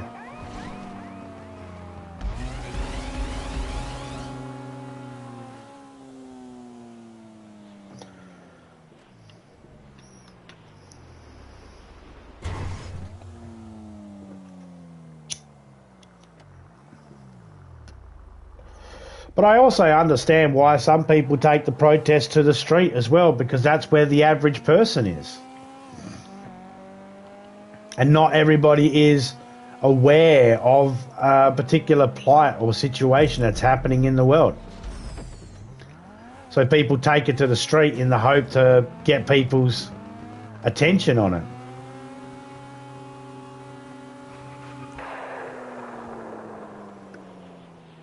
But if people stayed in their cars and just ignored them, then they'll move. They will. They'll eventually move on to a different spot because they'll go, we're not getting any response here.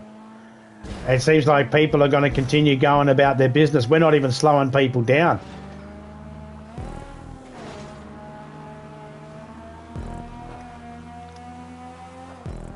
Now, I do remember the story of the people gluing themselves down to the bitumen, and I thought to myself, what a bunch of fucking idiots. Because they've glued themselves down, alright, but part of your thingy about protesting is you have to get out of the way for emergency vehicles. If you glue yourself down, you've made it so you cannot get out the way of an emergency vehicle, be it police, fire, or ambulance. or whatever else any other country constitutes as a fucking emergency vehicle.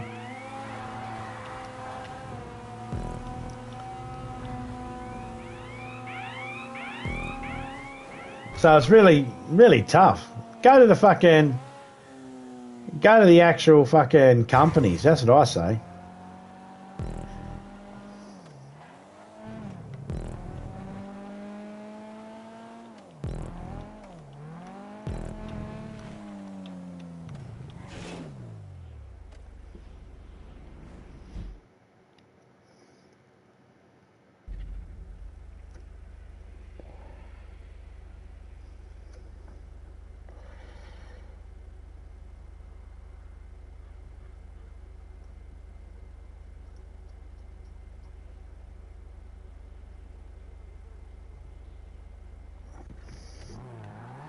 Oh, yeah, it angers me. It angers me more than you might think it does. Because while I'm sitting there thinking emergency vehicles have to come and get these guys, I'm thinking about the child that's choking and the mother that's scared shitless who doesn't know how to help their child. The emergency vehicle should be going to that person, not wasting their time on a person who deliberately put himself in a situation.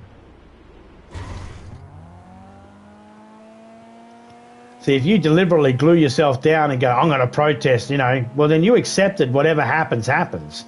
You've made that choice. But the emergency services are there for everybody. Not just for you because you just glued yourself somewhere. You chose that. So it angers me.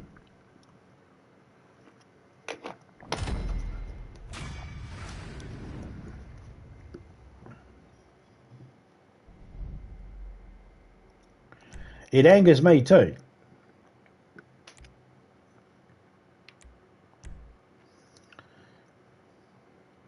I'm just not going to get out of my car and thump one of them and try and drag them off the side of the road and be a hero. The whole thing's being videotaped. Nearly every single one of those people that clobbered one of the fucking protesters has been charged with assault. Like I said, nearly every single one of them. Because they're on video doing it. They can't even argue it wasn't me. And they can't even argue, but they were slowing me down. Because even the judge says, you knew they were protesting there, you could have went and changed your route. The prosecutor will ask, so when did you find out they were protesting? As soon as you go, well, I've seen them on the news 3 days in a row, then you're in trouble. You should have found somewhere else to go. You knew there was going to be a problem there, blah, blah, blah, all that sort of shit. You end up with a big fine or a criminal record.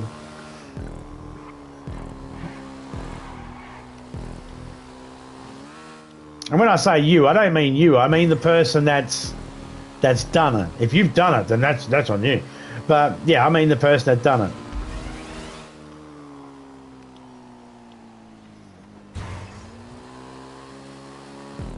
And I understand that sometimes it might sound like some of the things I'm saying I'm directing straight to people in the actual chat.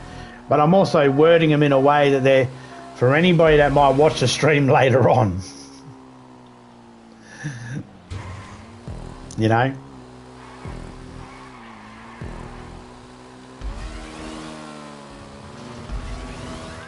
I have this one bit I do about the animal group PETA.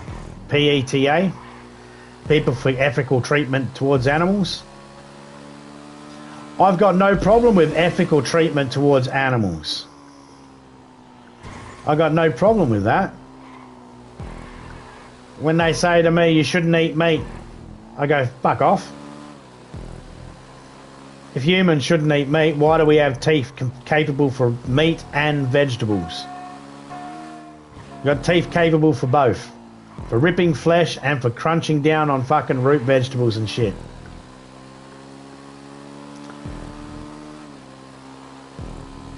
And I always say to myself, why are these pricks always fucking protesting fucking butchers and all that sort of stuff, protesting places. Never see them protest a fly spray company. No. You never see them out in front of one of them. No, they don't give a shit about the flies. They don't give a shit about mosquitoes. They don't give a shit about all the other insects and spiders and scorpions. All the stuff that can be killed that's written down on the side of a fly spray can. They don't give a shit about them.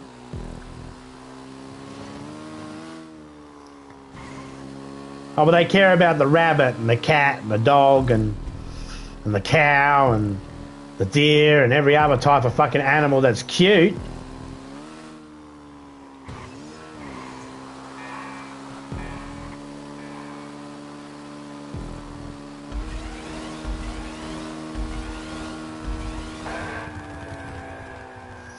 That's why you never really see groups like Peter and that protesting in Japan or fucking China or anything like that.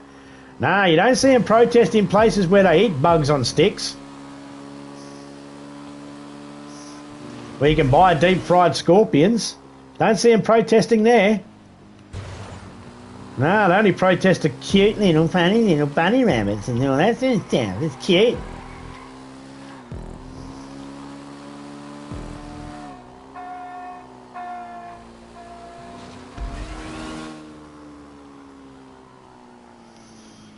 Well, they would say something because they'd say the ethical treatment of humans. Vegans would say something because they don't want anything from meat or anything from any type of animals. So they'd still say something. They'd find a reason. Sometimes people just need a reason to complain. They'll find a reason. Every single human loves to complain. I believe that. Just some people can't find something to complain about, so they pick up bullshit arguments and complain about that. I mean, look at us. We're complaining about the way people protest and some of the things they actually choose to protest about. You know, we're not. We're actually just having a discussion about it, but people can see it and view it as us complaining about it.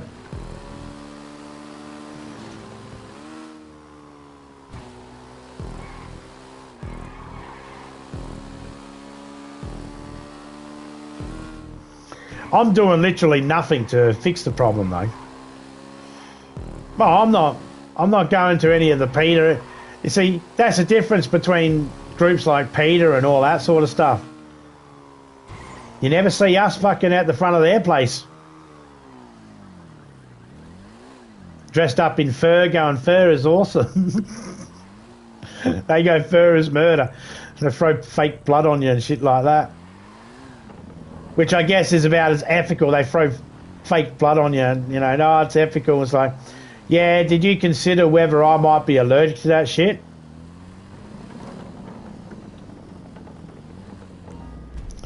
Let me tell you something right now. Any members of the group of Peter, if you ever watch this video and you find out where I live and you end up seeing me in the street and you throw some fucking paint on me, hey, I look at it this way. Assault's assault, and I will defend myself. And if you throw paint on me, that's your first fucking strike towards me. And I'm going to hit back. You better have some meat-eating fucking security guards to be able to stop me.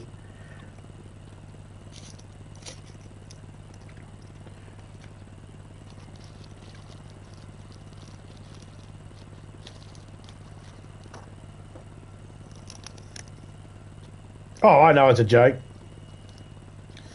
I know the selling of meat is a joke. I know we don't condone that. Wink, wink.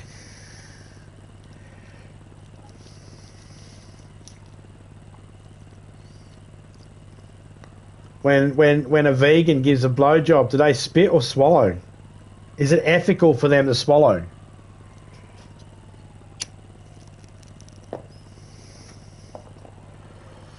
There you go. You ever see someone protesting and they're under the geyser of Peter? Ask them that question. When you give a blowjob, is it ethical for you to swallow, or do you have to spit?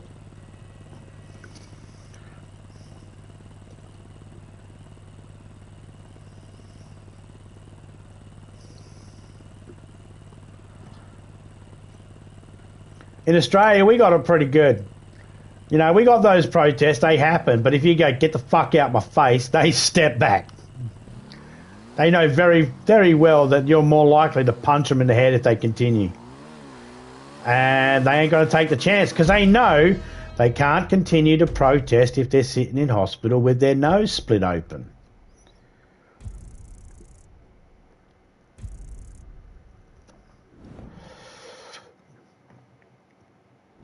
Well, there's another subject that seems to be very, very touchy, isn't it? Here's my views on abortion. The day I get pregnant, I'll fucking give you my. I'll have an opinion. Until then, I'm not a female. I'm not the one that has to carry the parasite for 9 months. And yes, it's a fucking parasite until you give birth to it.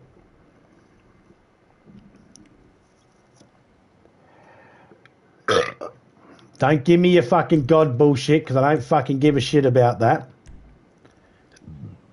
Don't give me your fucking you give a shit about a baby's life, because I know fair well you don't.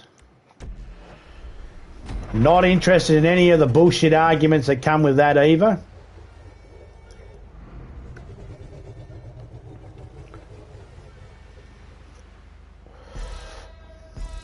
And any woman that votes for fucking... Any woman that votes that abortion should be abolished and that anybody that has an abortion should be looked at as a criminal, shut your fucking mouth, slag, and get back in the fucking kitchen, put your chain back on, and shut your mouth and make dinner before you get slapped. Oh, don't like me talking to you like that? Well then stop fucking bringing women down, you dickhead.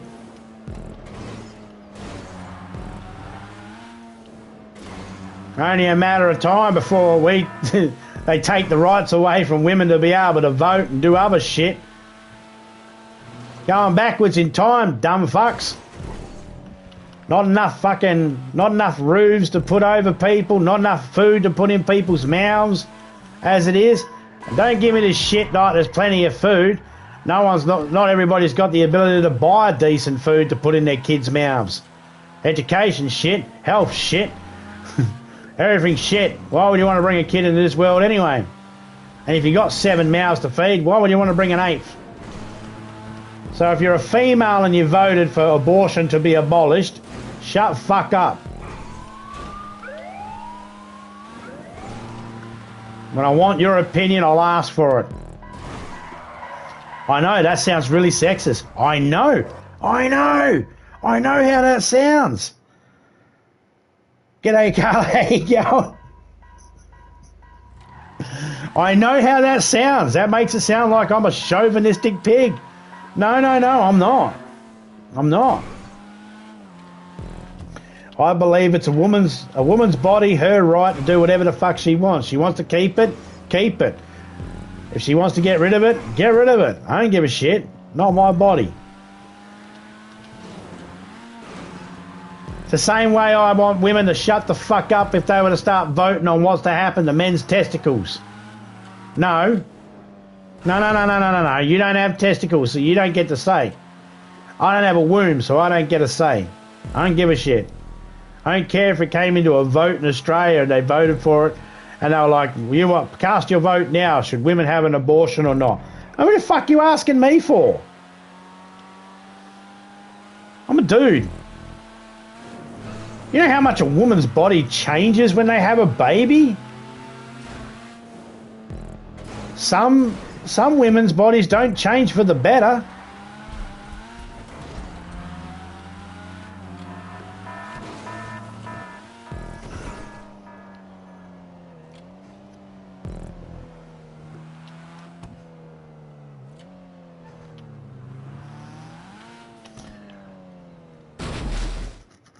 Well, I don't care about that. Let me rephrase that. I don't care how someone identifies themselves. If you're a male and you want me to call you Trisha, okay, I'm going to call you Trisha. That's what you want to be called. I'm going to call you Trisha. If it's the only way I can get you to acknowledge me when I'm trying to speak to you, then yeah, I'll call you Trisha. But if you got a big whopping penis and you're telling me that you're a lady, no, you're not. You think you're a lady or you identify as a lady, that's different, but you're not physically a lady.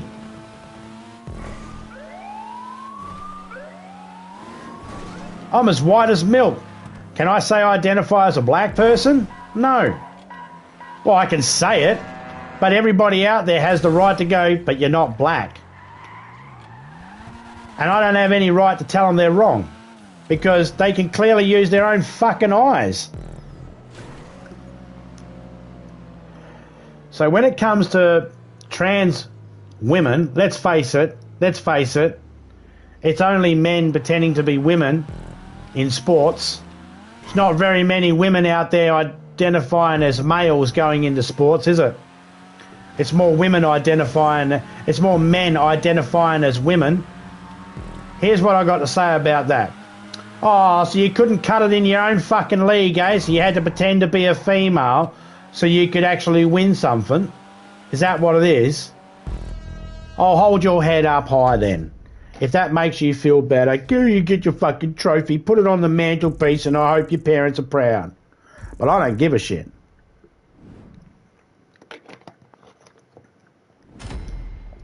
I don't care.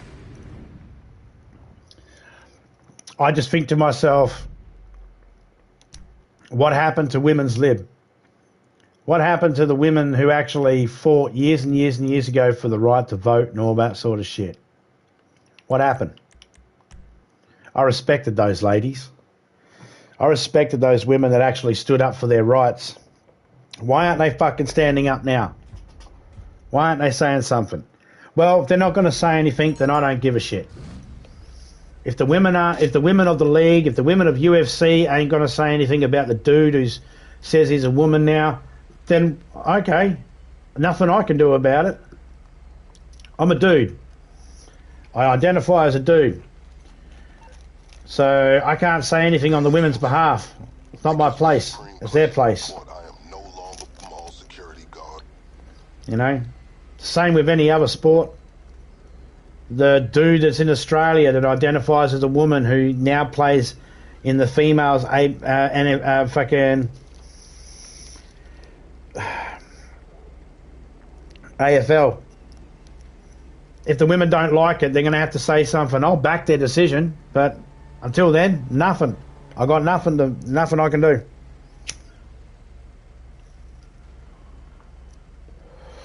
No, John, I'm not saying what you're thinking, because I don't think you're sitting there thinking the best thing about a tranny is if you fuck them and reach around, you feel like you went all the way through.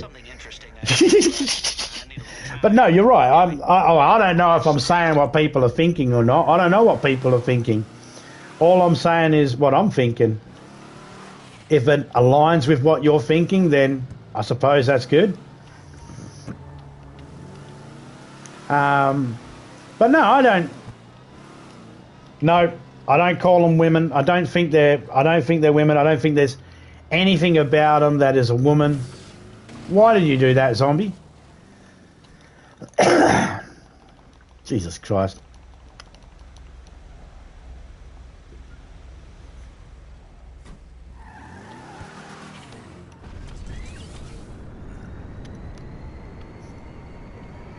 I seen a guy walking around our town yesterday in a skirt.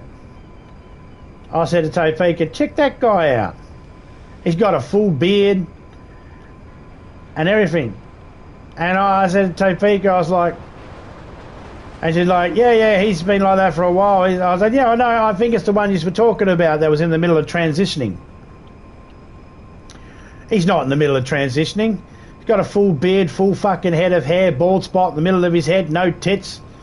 And I bet still got a whopping penis. Now, I raised little girls. Me and my daughter, we had a son and two girls. Now, if my wife had took the girls into the public toilets and there was a man in there, and my wife had said, there's a guy in the fucking ladies' toilets, I would have went in there and I would have dragged him out. With a couple of foot in his ass. Oh, but he's identified. I don't give a shit. My daughters are going to the public toilets, don't need to see a fucking cock. They're little girls. I don't give a fucking shit. Until you get that thing chopped off, you go to the fucking men's toilets. Or go disabled toilets. I don't fucking care. But I'm not disabled. Yeah, I'm not disabled either, but I've had to use them every now and then because I was using crutches at one time because I was sort of disabled because I had an accident.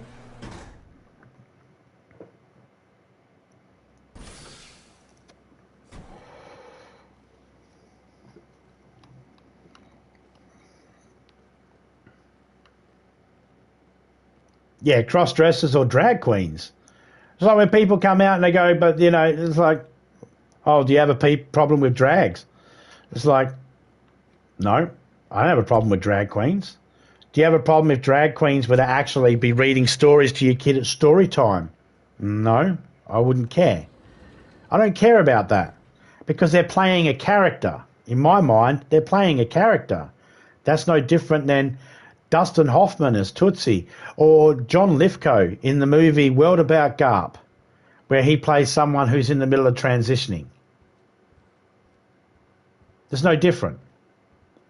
What I was surprised at was I didn't really know that reading in libraries or reading to kids was a job that was mainly done by transvestites or cross-dressers or drag queens. I didn't know that was a job that was fulfilled by a large number of people that identified that way. I didn't know that.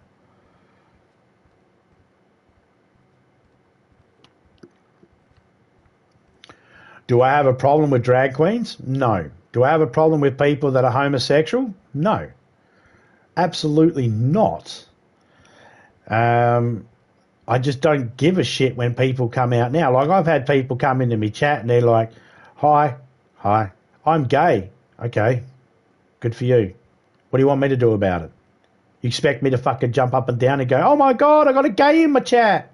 I'm so happy. I don't give a fuck. That's the least interesting thing about people, because I've grown up with gay people, right? Has no one ever heard of Queen? Has no one ever heard of George Michael? Has no one ever heard of these people? Rock Hudson's. What was the guy's name that was in fucking Brady Bunch? No one ever heard of these people?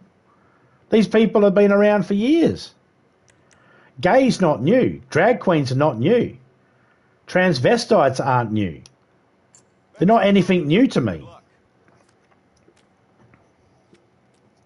16. Lucky 7. Card. What have I got? 16. What do you got? 7. You know what? I'm going to stand and see if you bust. Lucky 13. Hey, he bust. Yeah, I don't care what people identify as. If a person says to me, I'm non-binary, okay, not sure if I fully understand what that means or care. Just before anybody tries to explain, I don't care what it means. It means nothing to me because I don't identify as it. So it means nothing to me. There are people out there.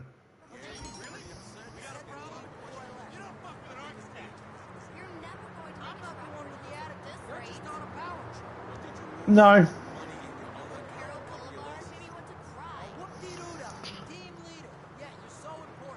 No, I think all this happens because of the internet. All this has happened because of the internet. There are some groups out there that go basically, I don't identify as a, you know, they're not attracted to anything.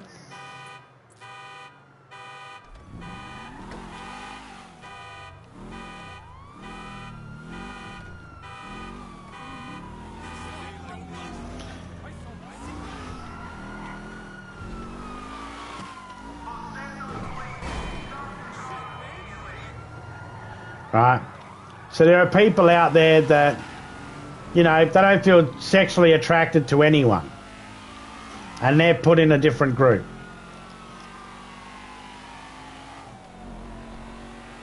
For me, what does it matter?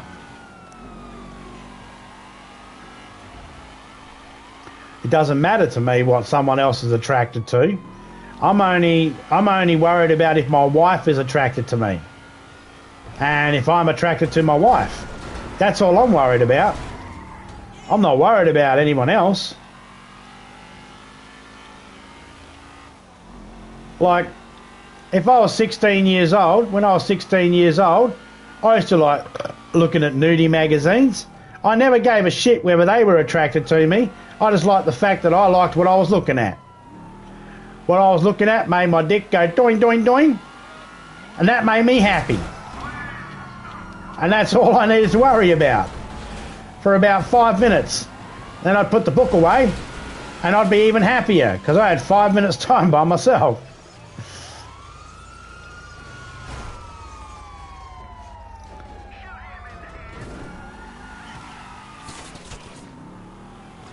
You know, so I never cared about it.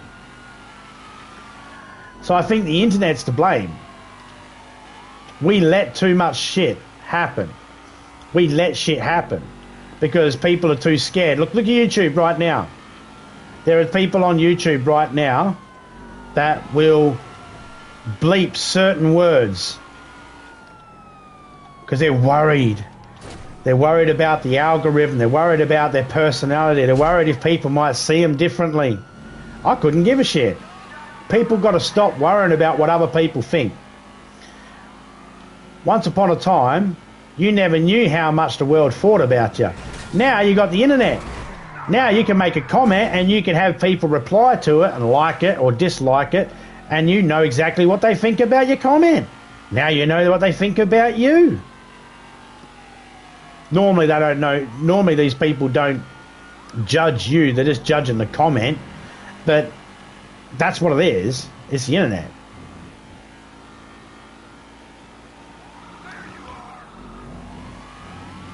It's the way information flows nowadays.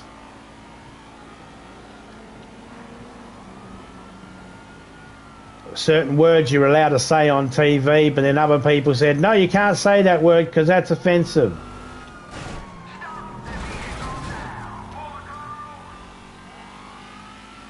You can't say certain words.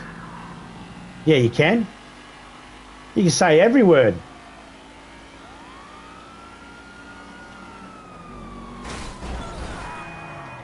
But people start, no, he said this word and I don't like it. I said I identify as this, and he said that's not a real thing. He said Caitlyn Jenner's not a real woman. It's not. It's a fucking store-bought woman. She bought all the parts that make her fucking... I can't even say feminine without throwing up in my mouth a little bit. Because if that's what he thinks a female looks like, holy fucking shit. The fuck's he been looking at?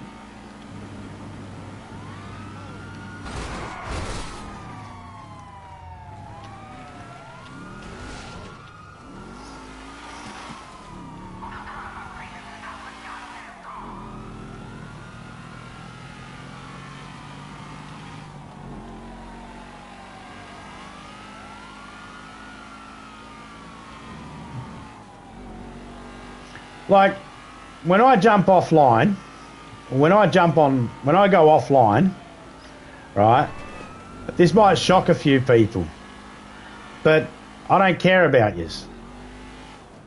While I'm online and while I'm looking online, I care about yous. I care about your thoughts and opinions and stuff like that. But as soon as I jump offline, that's it. I don't give a shit about yous. Okay? I don't think about yous. I don't worry about yous. I go about my life. My life is my life. You know? I don't worry about whether people care about what I'm doing, and I don't worry about what other people are doing. You know? I'll share sadness with you guys, personal sadness, and I'll share your sadness. when I'm online. But when I'm offline, that's me time. And I don't think a lot of people do that. I think some people worry about me time, and I think some people feel like they have to share every single fucking detail. I don't care about everybody's details. I don't care about everybody's personal life. I don't care. Someone says to me, I lost my job while they're online. Well, that's sad. Well, hopefully you get a new one and it all sorts itself out. But as soon as I get offline, I'm not fucking worrying about how you're going with your job. That's your problem. Sort it out yourself. Do you need me to hold your fucking hand? I'm not that type of person. I'm not the person who's sitting here going, oh, I got to watch what I say because I'm worried about, you know, algorithms and I'm worried about, you know, all that sort of shit. I don't care. Just don't care. I got that money. I can go over to the nightclub and get that money. That's what I can do.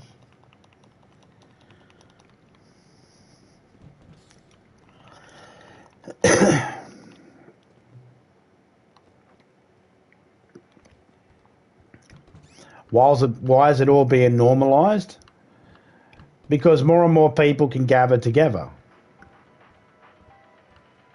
More and more people can gather together without even having to meet each other. And they'll go, what are you? Oh, I'm non-binary. I'm non-binary too. We're the same. No, yous ain't. Okay? You're not the fucking same. I like to paint. I like to draw and paint every now and then. So did fucking Hitler. Does that make us the same? No. Did you forget about your patron Simeon? Let me...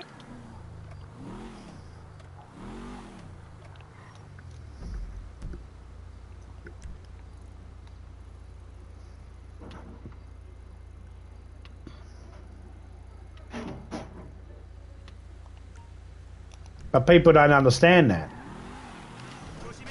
They get a group together and they think they're all the same and they're not. We're all individuals. We're all different. We might have some things that are similar to other people.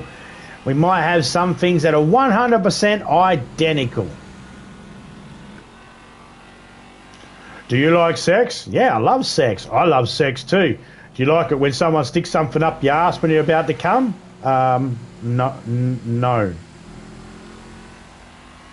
I think we like a different type of sex, dude. You know? I like sex with human beings. Some like sex with animals. We still like sex, but we're different. It's okay to be different. And I think that's what the problem is. I think the big problem is we have the internet. Everybody can put all their ideas out there. And some people just want to feel like it's okay to feel the way they do. And in some aspects, it is okay for you to feel what you want to feel. It's okay for you to feel the way you feel. In some aspects. Obviously, there are certain aspects that are like, no, that's criminal. That's a crime. You can't do that. You know. But you know, for the most part, it's okay to feel different, and it's okay to feel. You know, people that feel different just want to have a group. They don't like being left out. They want to have their own group, their own clique. There's nothing wrong with that. You'd be the only kid in a country town that likes comic books. And everybody else likes horse riding and fucking going to the rodeos and all that sort of shit.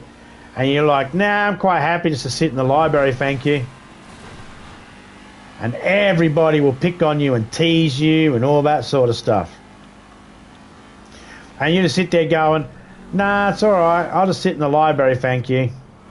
And at lunchtime will come at school and these kids will be talking about how they went to this horse show or that horse show. My mummy bought me this horse. and all that sort of stuff. And you just sit there and go, I read this book. It was hard to read, but I got through it. Everyone just looks at you like you're a big fucking nerd.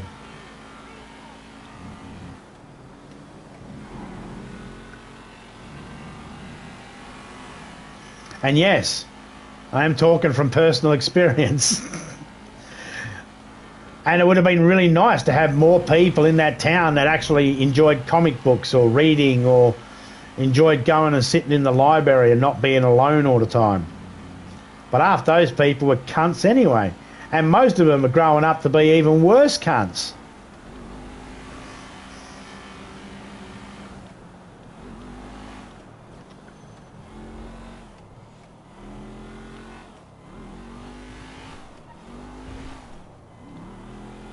I've had family members that have automatically thought because of my lifestyle and the way I grew up, you know, being isolated and that I was going to end up in jail. And they're like, oh, so how much time have you spent in jail?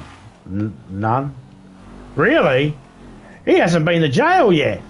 Is that an achievement for you guys, is it? I've been to jail. Oh, I've spent like a year in there. Yeah, how much? I spent like 18 months in there. Wow. So is it a big achievement in our family to not go to jail, is it? So I'm also left out there because I'm one of the only ones in my mum's side of the family that hasn't been to fucking jail yet.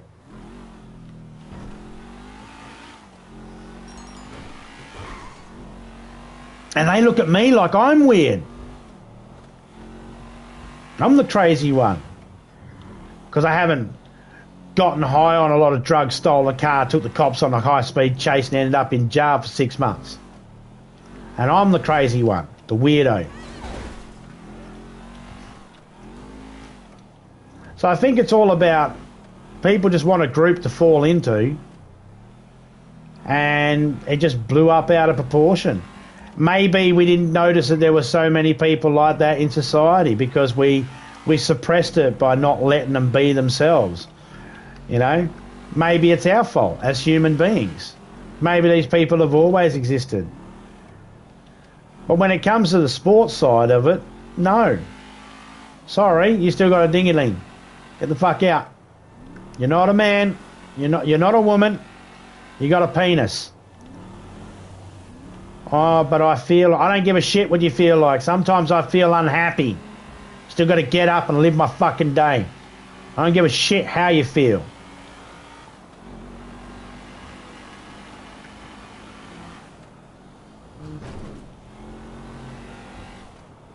The worst fucking gender that has come out now, it's been out for a few years, are those ones that go, well, sometimes I identify as this and then sometimes I identify as that. Fuck off, you're full of shit. You're identifying as whatever the fad is of the day.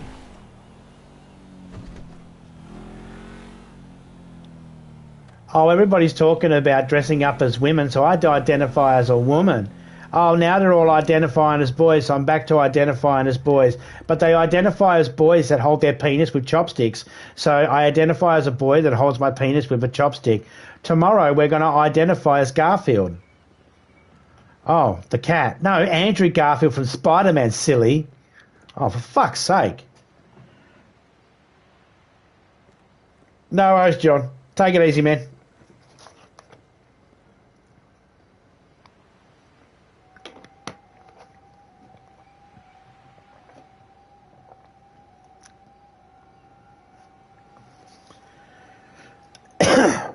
Yeah, I know about that Netflix show.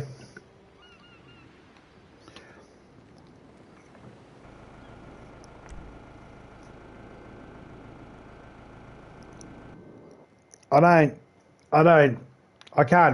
can't say anything about those pageants.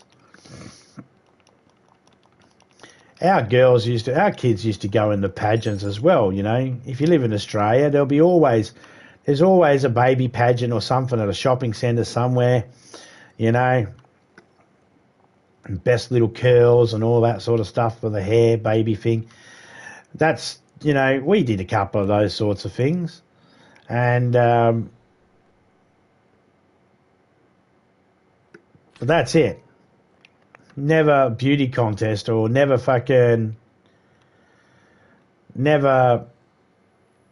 anything other than when they were a baby, you know? I think when they got to a toddler, that was it, you stop. I mean, there might be still beauty pageants and that in Australia, I wouldn't know. Me and my wife, we wouldn't know. Well, my wife might know, but I don't.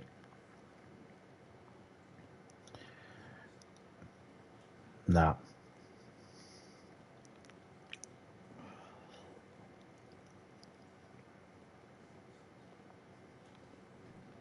Right. I hate to let you know, parents, but most of you kids out there are fucking ugly as fuck. All kids are balls of snot. But if you need a bunch of strangers to look your kid over, up and down to fucking tell you that they're beautiful, alright, you're a fucking weirdo.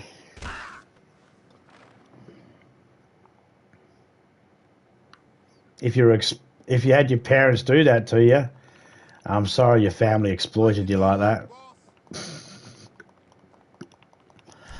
And if you don't think it's exploitation or anything like that, then, well, good on you.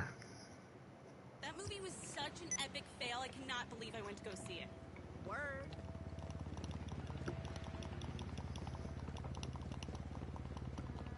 Point is, I generally don't give a shit what people do, as long as they're not trying to inflict it on other people. You know? This vehicle is wanted by Simeon. Get it resprayed and deliver it to him at the docks.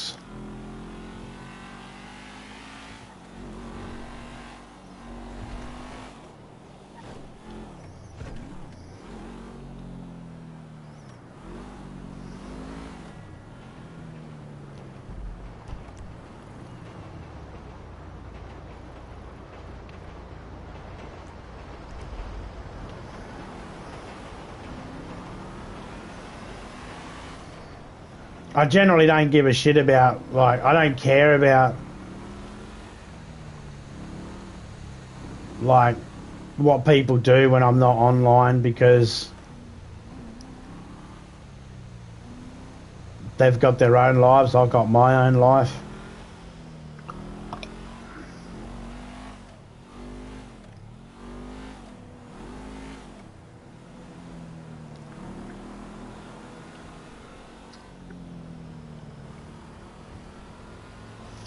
I don't expect people to sit there and go, I wonder what Zombie's doing right now.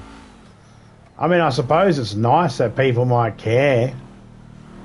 But I'd rather people, when they're not online, worry about what's going on in their own lives than worrying about what I'm doing. I can't stop people, though.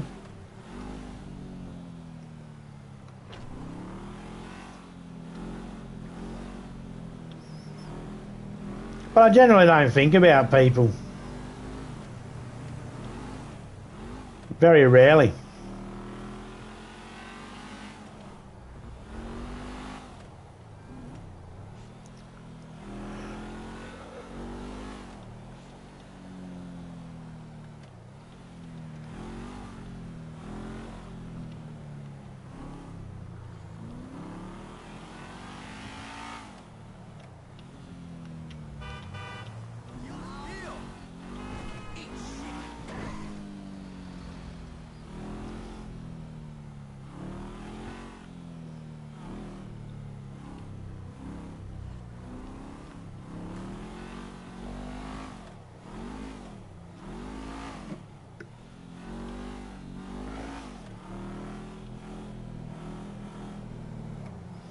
Also, like to point out, I'm not the type of person that's going to see someone who's transitioning or anything like that, or identifies as something that I think silly. I'm not going to do anything to them. I'm not going to go out of my way to make their life miserable.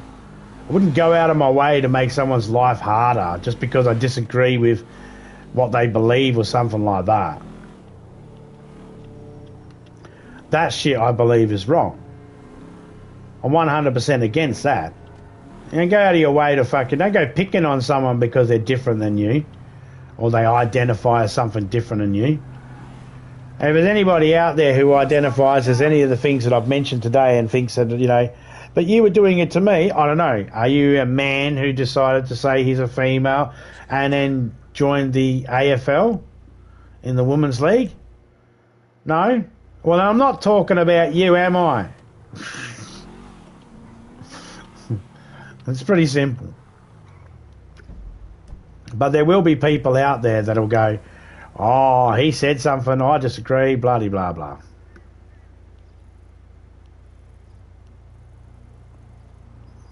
Have I dropped this at Simeon's?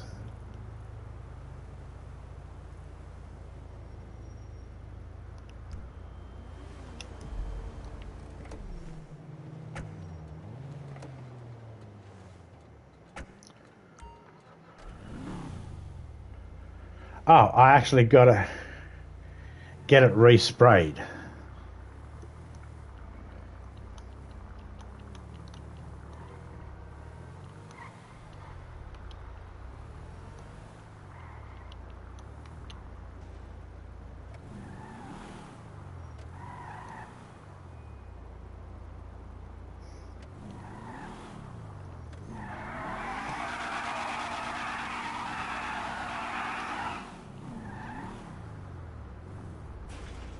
Really? Here for the magic touch?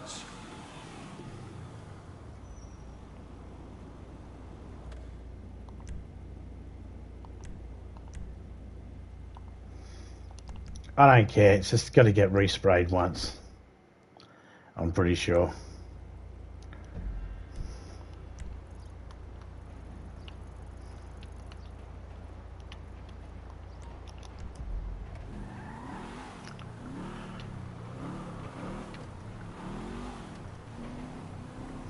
I honestly don't care what people do with themselves, as long as they're not hurting anybody. That's my main one.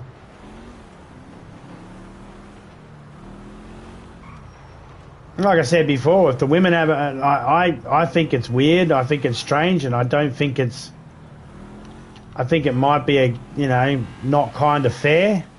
I don't think it's fair for the real women to have the fake women, that's what I'm going to call it from now on, the fake women join them in sports. I don't think it's fair. Because some of these sports were dedicated towards men only, and women had to fight for the right to be able to even play the sport in the first place. And then just not so long afterwards, a very short amount of time afterwards, to be able to have a guy go, you know what, today I feel like I'm a woman and it gets me in this sport because I can't make it in this other sport.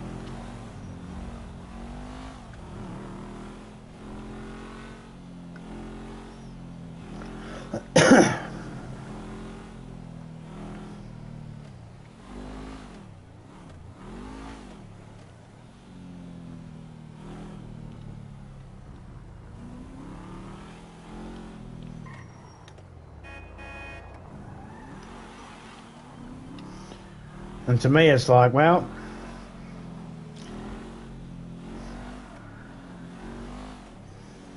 I respect the way you feel like that, but you shouldn't be in this sport.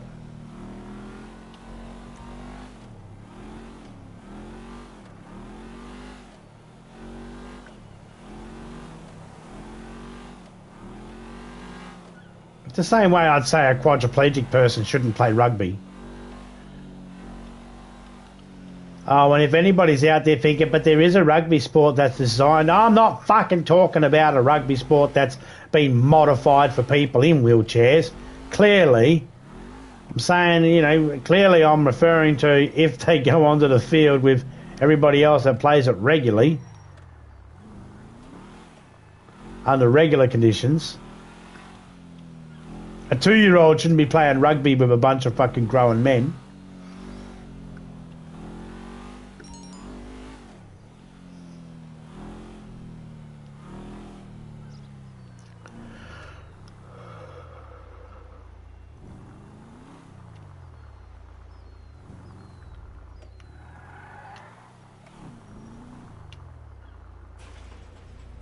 Wasn't too sure if this would open up. Oh man, that's beautiful.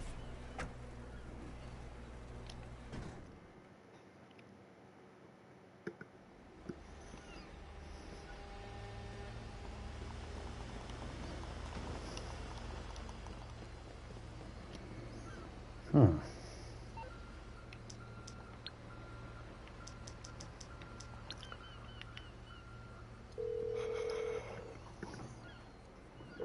calling for some wheels? I'm Johnny on the spot. I'll hook you up.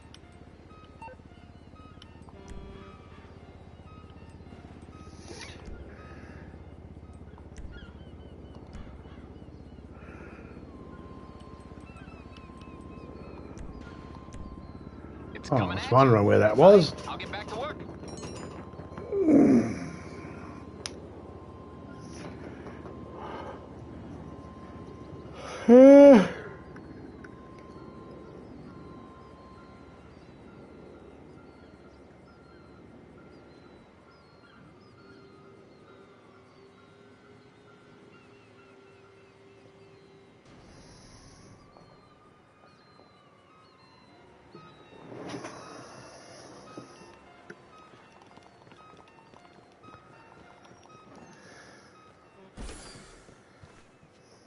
What's even confusing is when you get a guy who says he identifies as a woman, and you go, okay, so does that mean you're gay? That you sleep with men? They're like, no, I only sleep with women. It's like, that's... You do understand that sounds confusing. Women are allowed to be lesbians. Like, nope, you're 100% right. That is true. But you already could get women. As a man, the only group of women you couldn't get were lesbians. If a lesbian decides to sleep with you, is she now heterosexual because you got your penis still? Or is she still a lesbian because you identify as a woman even though you got your penis still? Very confusing. What I think is, it's about time that the whole community out there, whatever they want to call themselves, that whole community needs to stop being fucking so shocked that people don't understand or are confused. The fuck? The way they act when you go, I don't get it. Oh my God, there's something wrong with him. He doesn't understand. It's so simple. It's like, no, it is not fucking simple. You had something hanging there, we'd call you a male. And if you didn't have something hanging there and you had a slit, we'd call that a female. That made it very fucking easy. And sometimes the ones with a slit like to bump it with other ones with slits. We call them lesbians. And the ones that actually like to have the dangly thing bump with other dangly things, we call them homosexuals or gay. Or whatever the fucking terminology is that's fucking appropriate these days. Correct nomenclature. The thing is, it's like it wasn't as confusing when all these other ones just came out. Most of them are bullshit. Most of them are just straight up bullshit.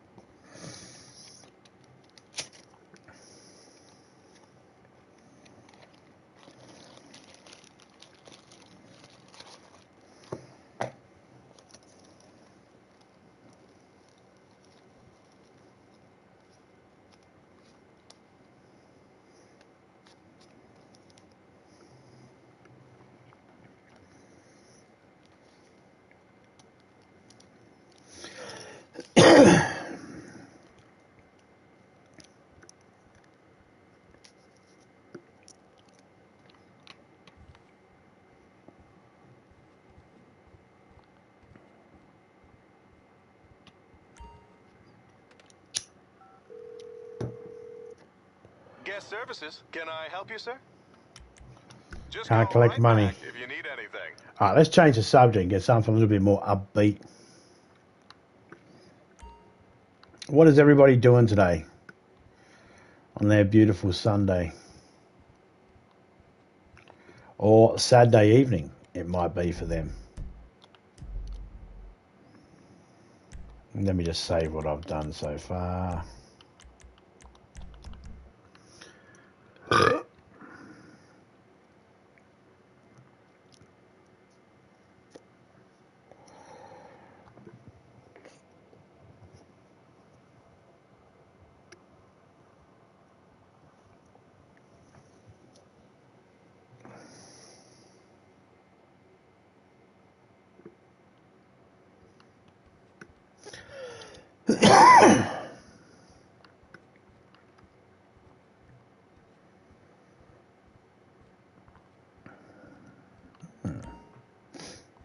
There's an idea.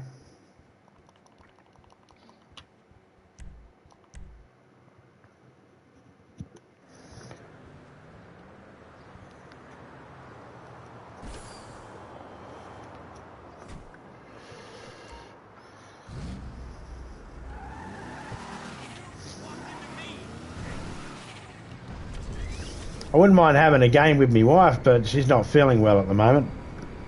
And she's only got 2 games that we can play together. Free if she's got Far Cry 6. But I don't know if she has.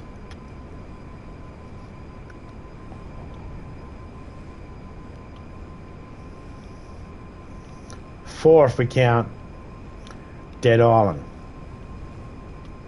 Dead Island 2. In fact, there's a new DLC for Dead Island 2 I was going to check out, but I'm not sure if it's... Criminal managed to get it for free, but I think that's because of the style of game he got given. Or the game he's got.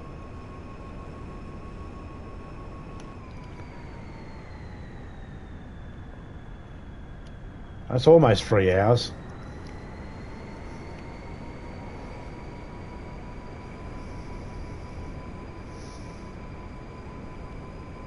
So I will be jumping off soon. And then having a look to see what we got to play. And I'll be jumping back on later on. I might be on again with some GTA with Jimmy. I might be on with some Fortnite.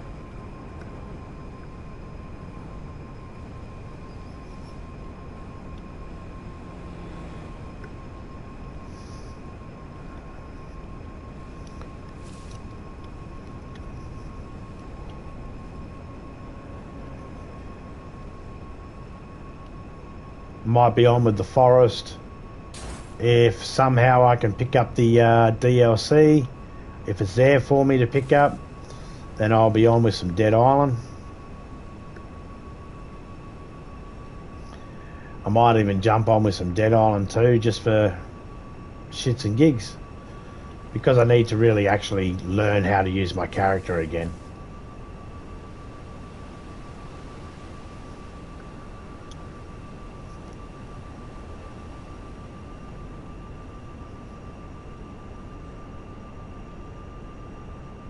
I'm going to go check my hangar here to see what's available for sale, if I got anything, and if there is a difference in the price.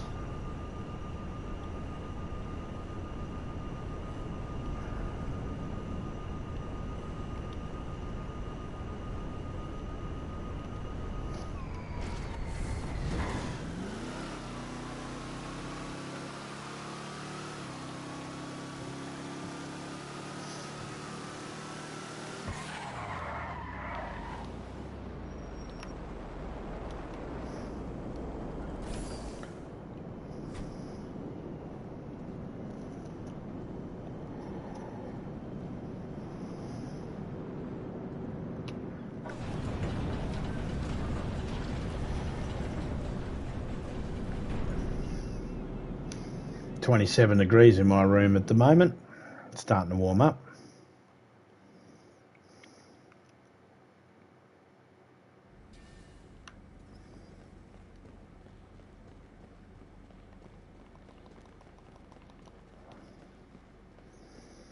I do have a few items. It's not fully stocked, but I do have a few.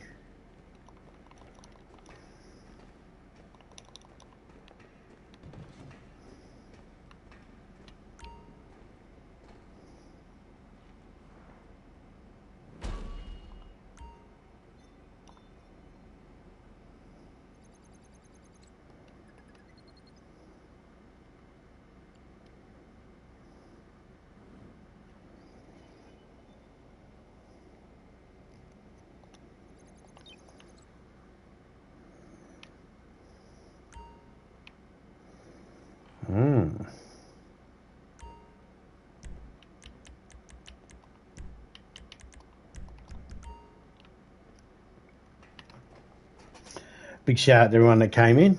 John, Carla.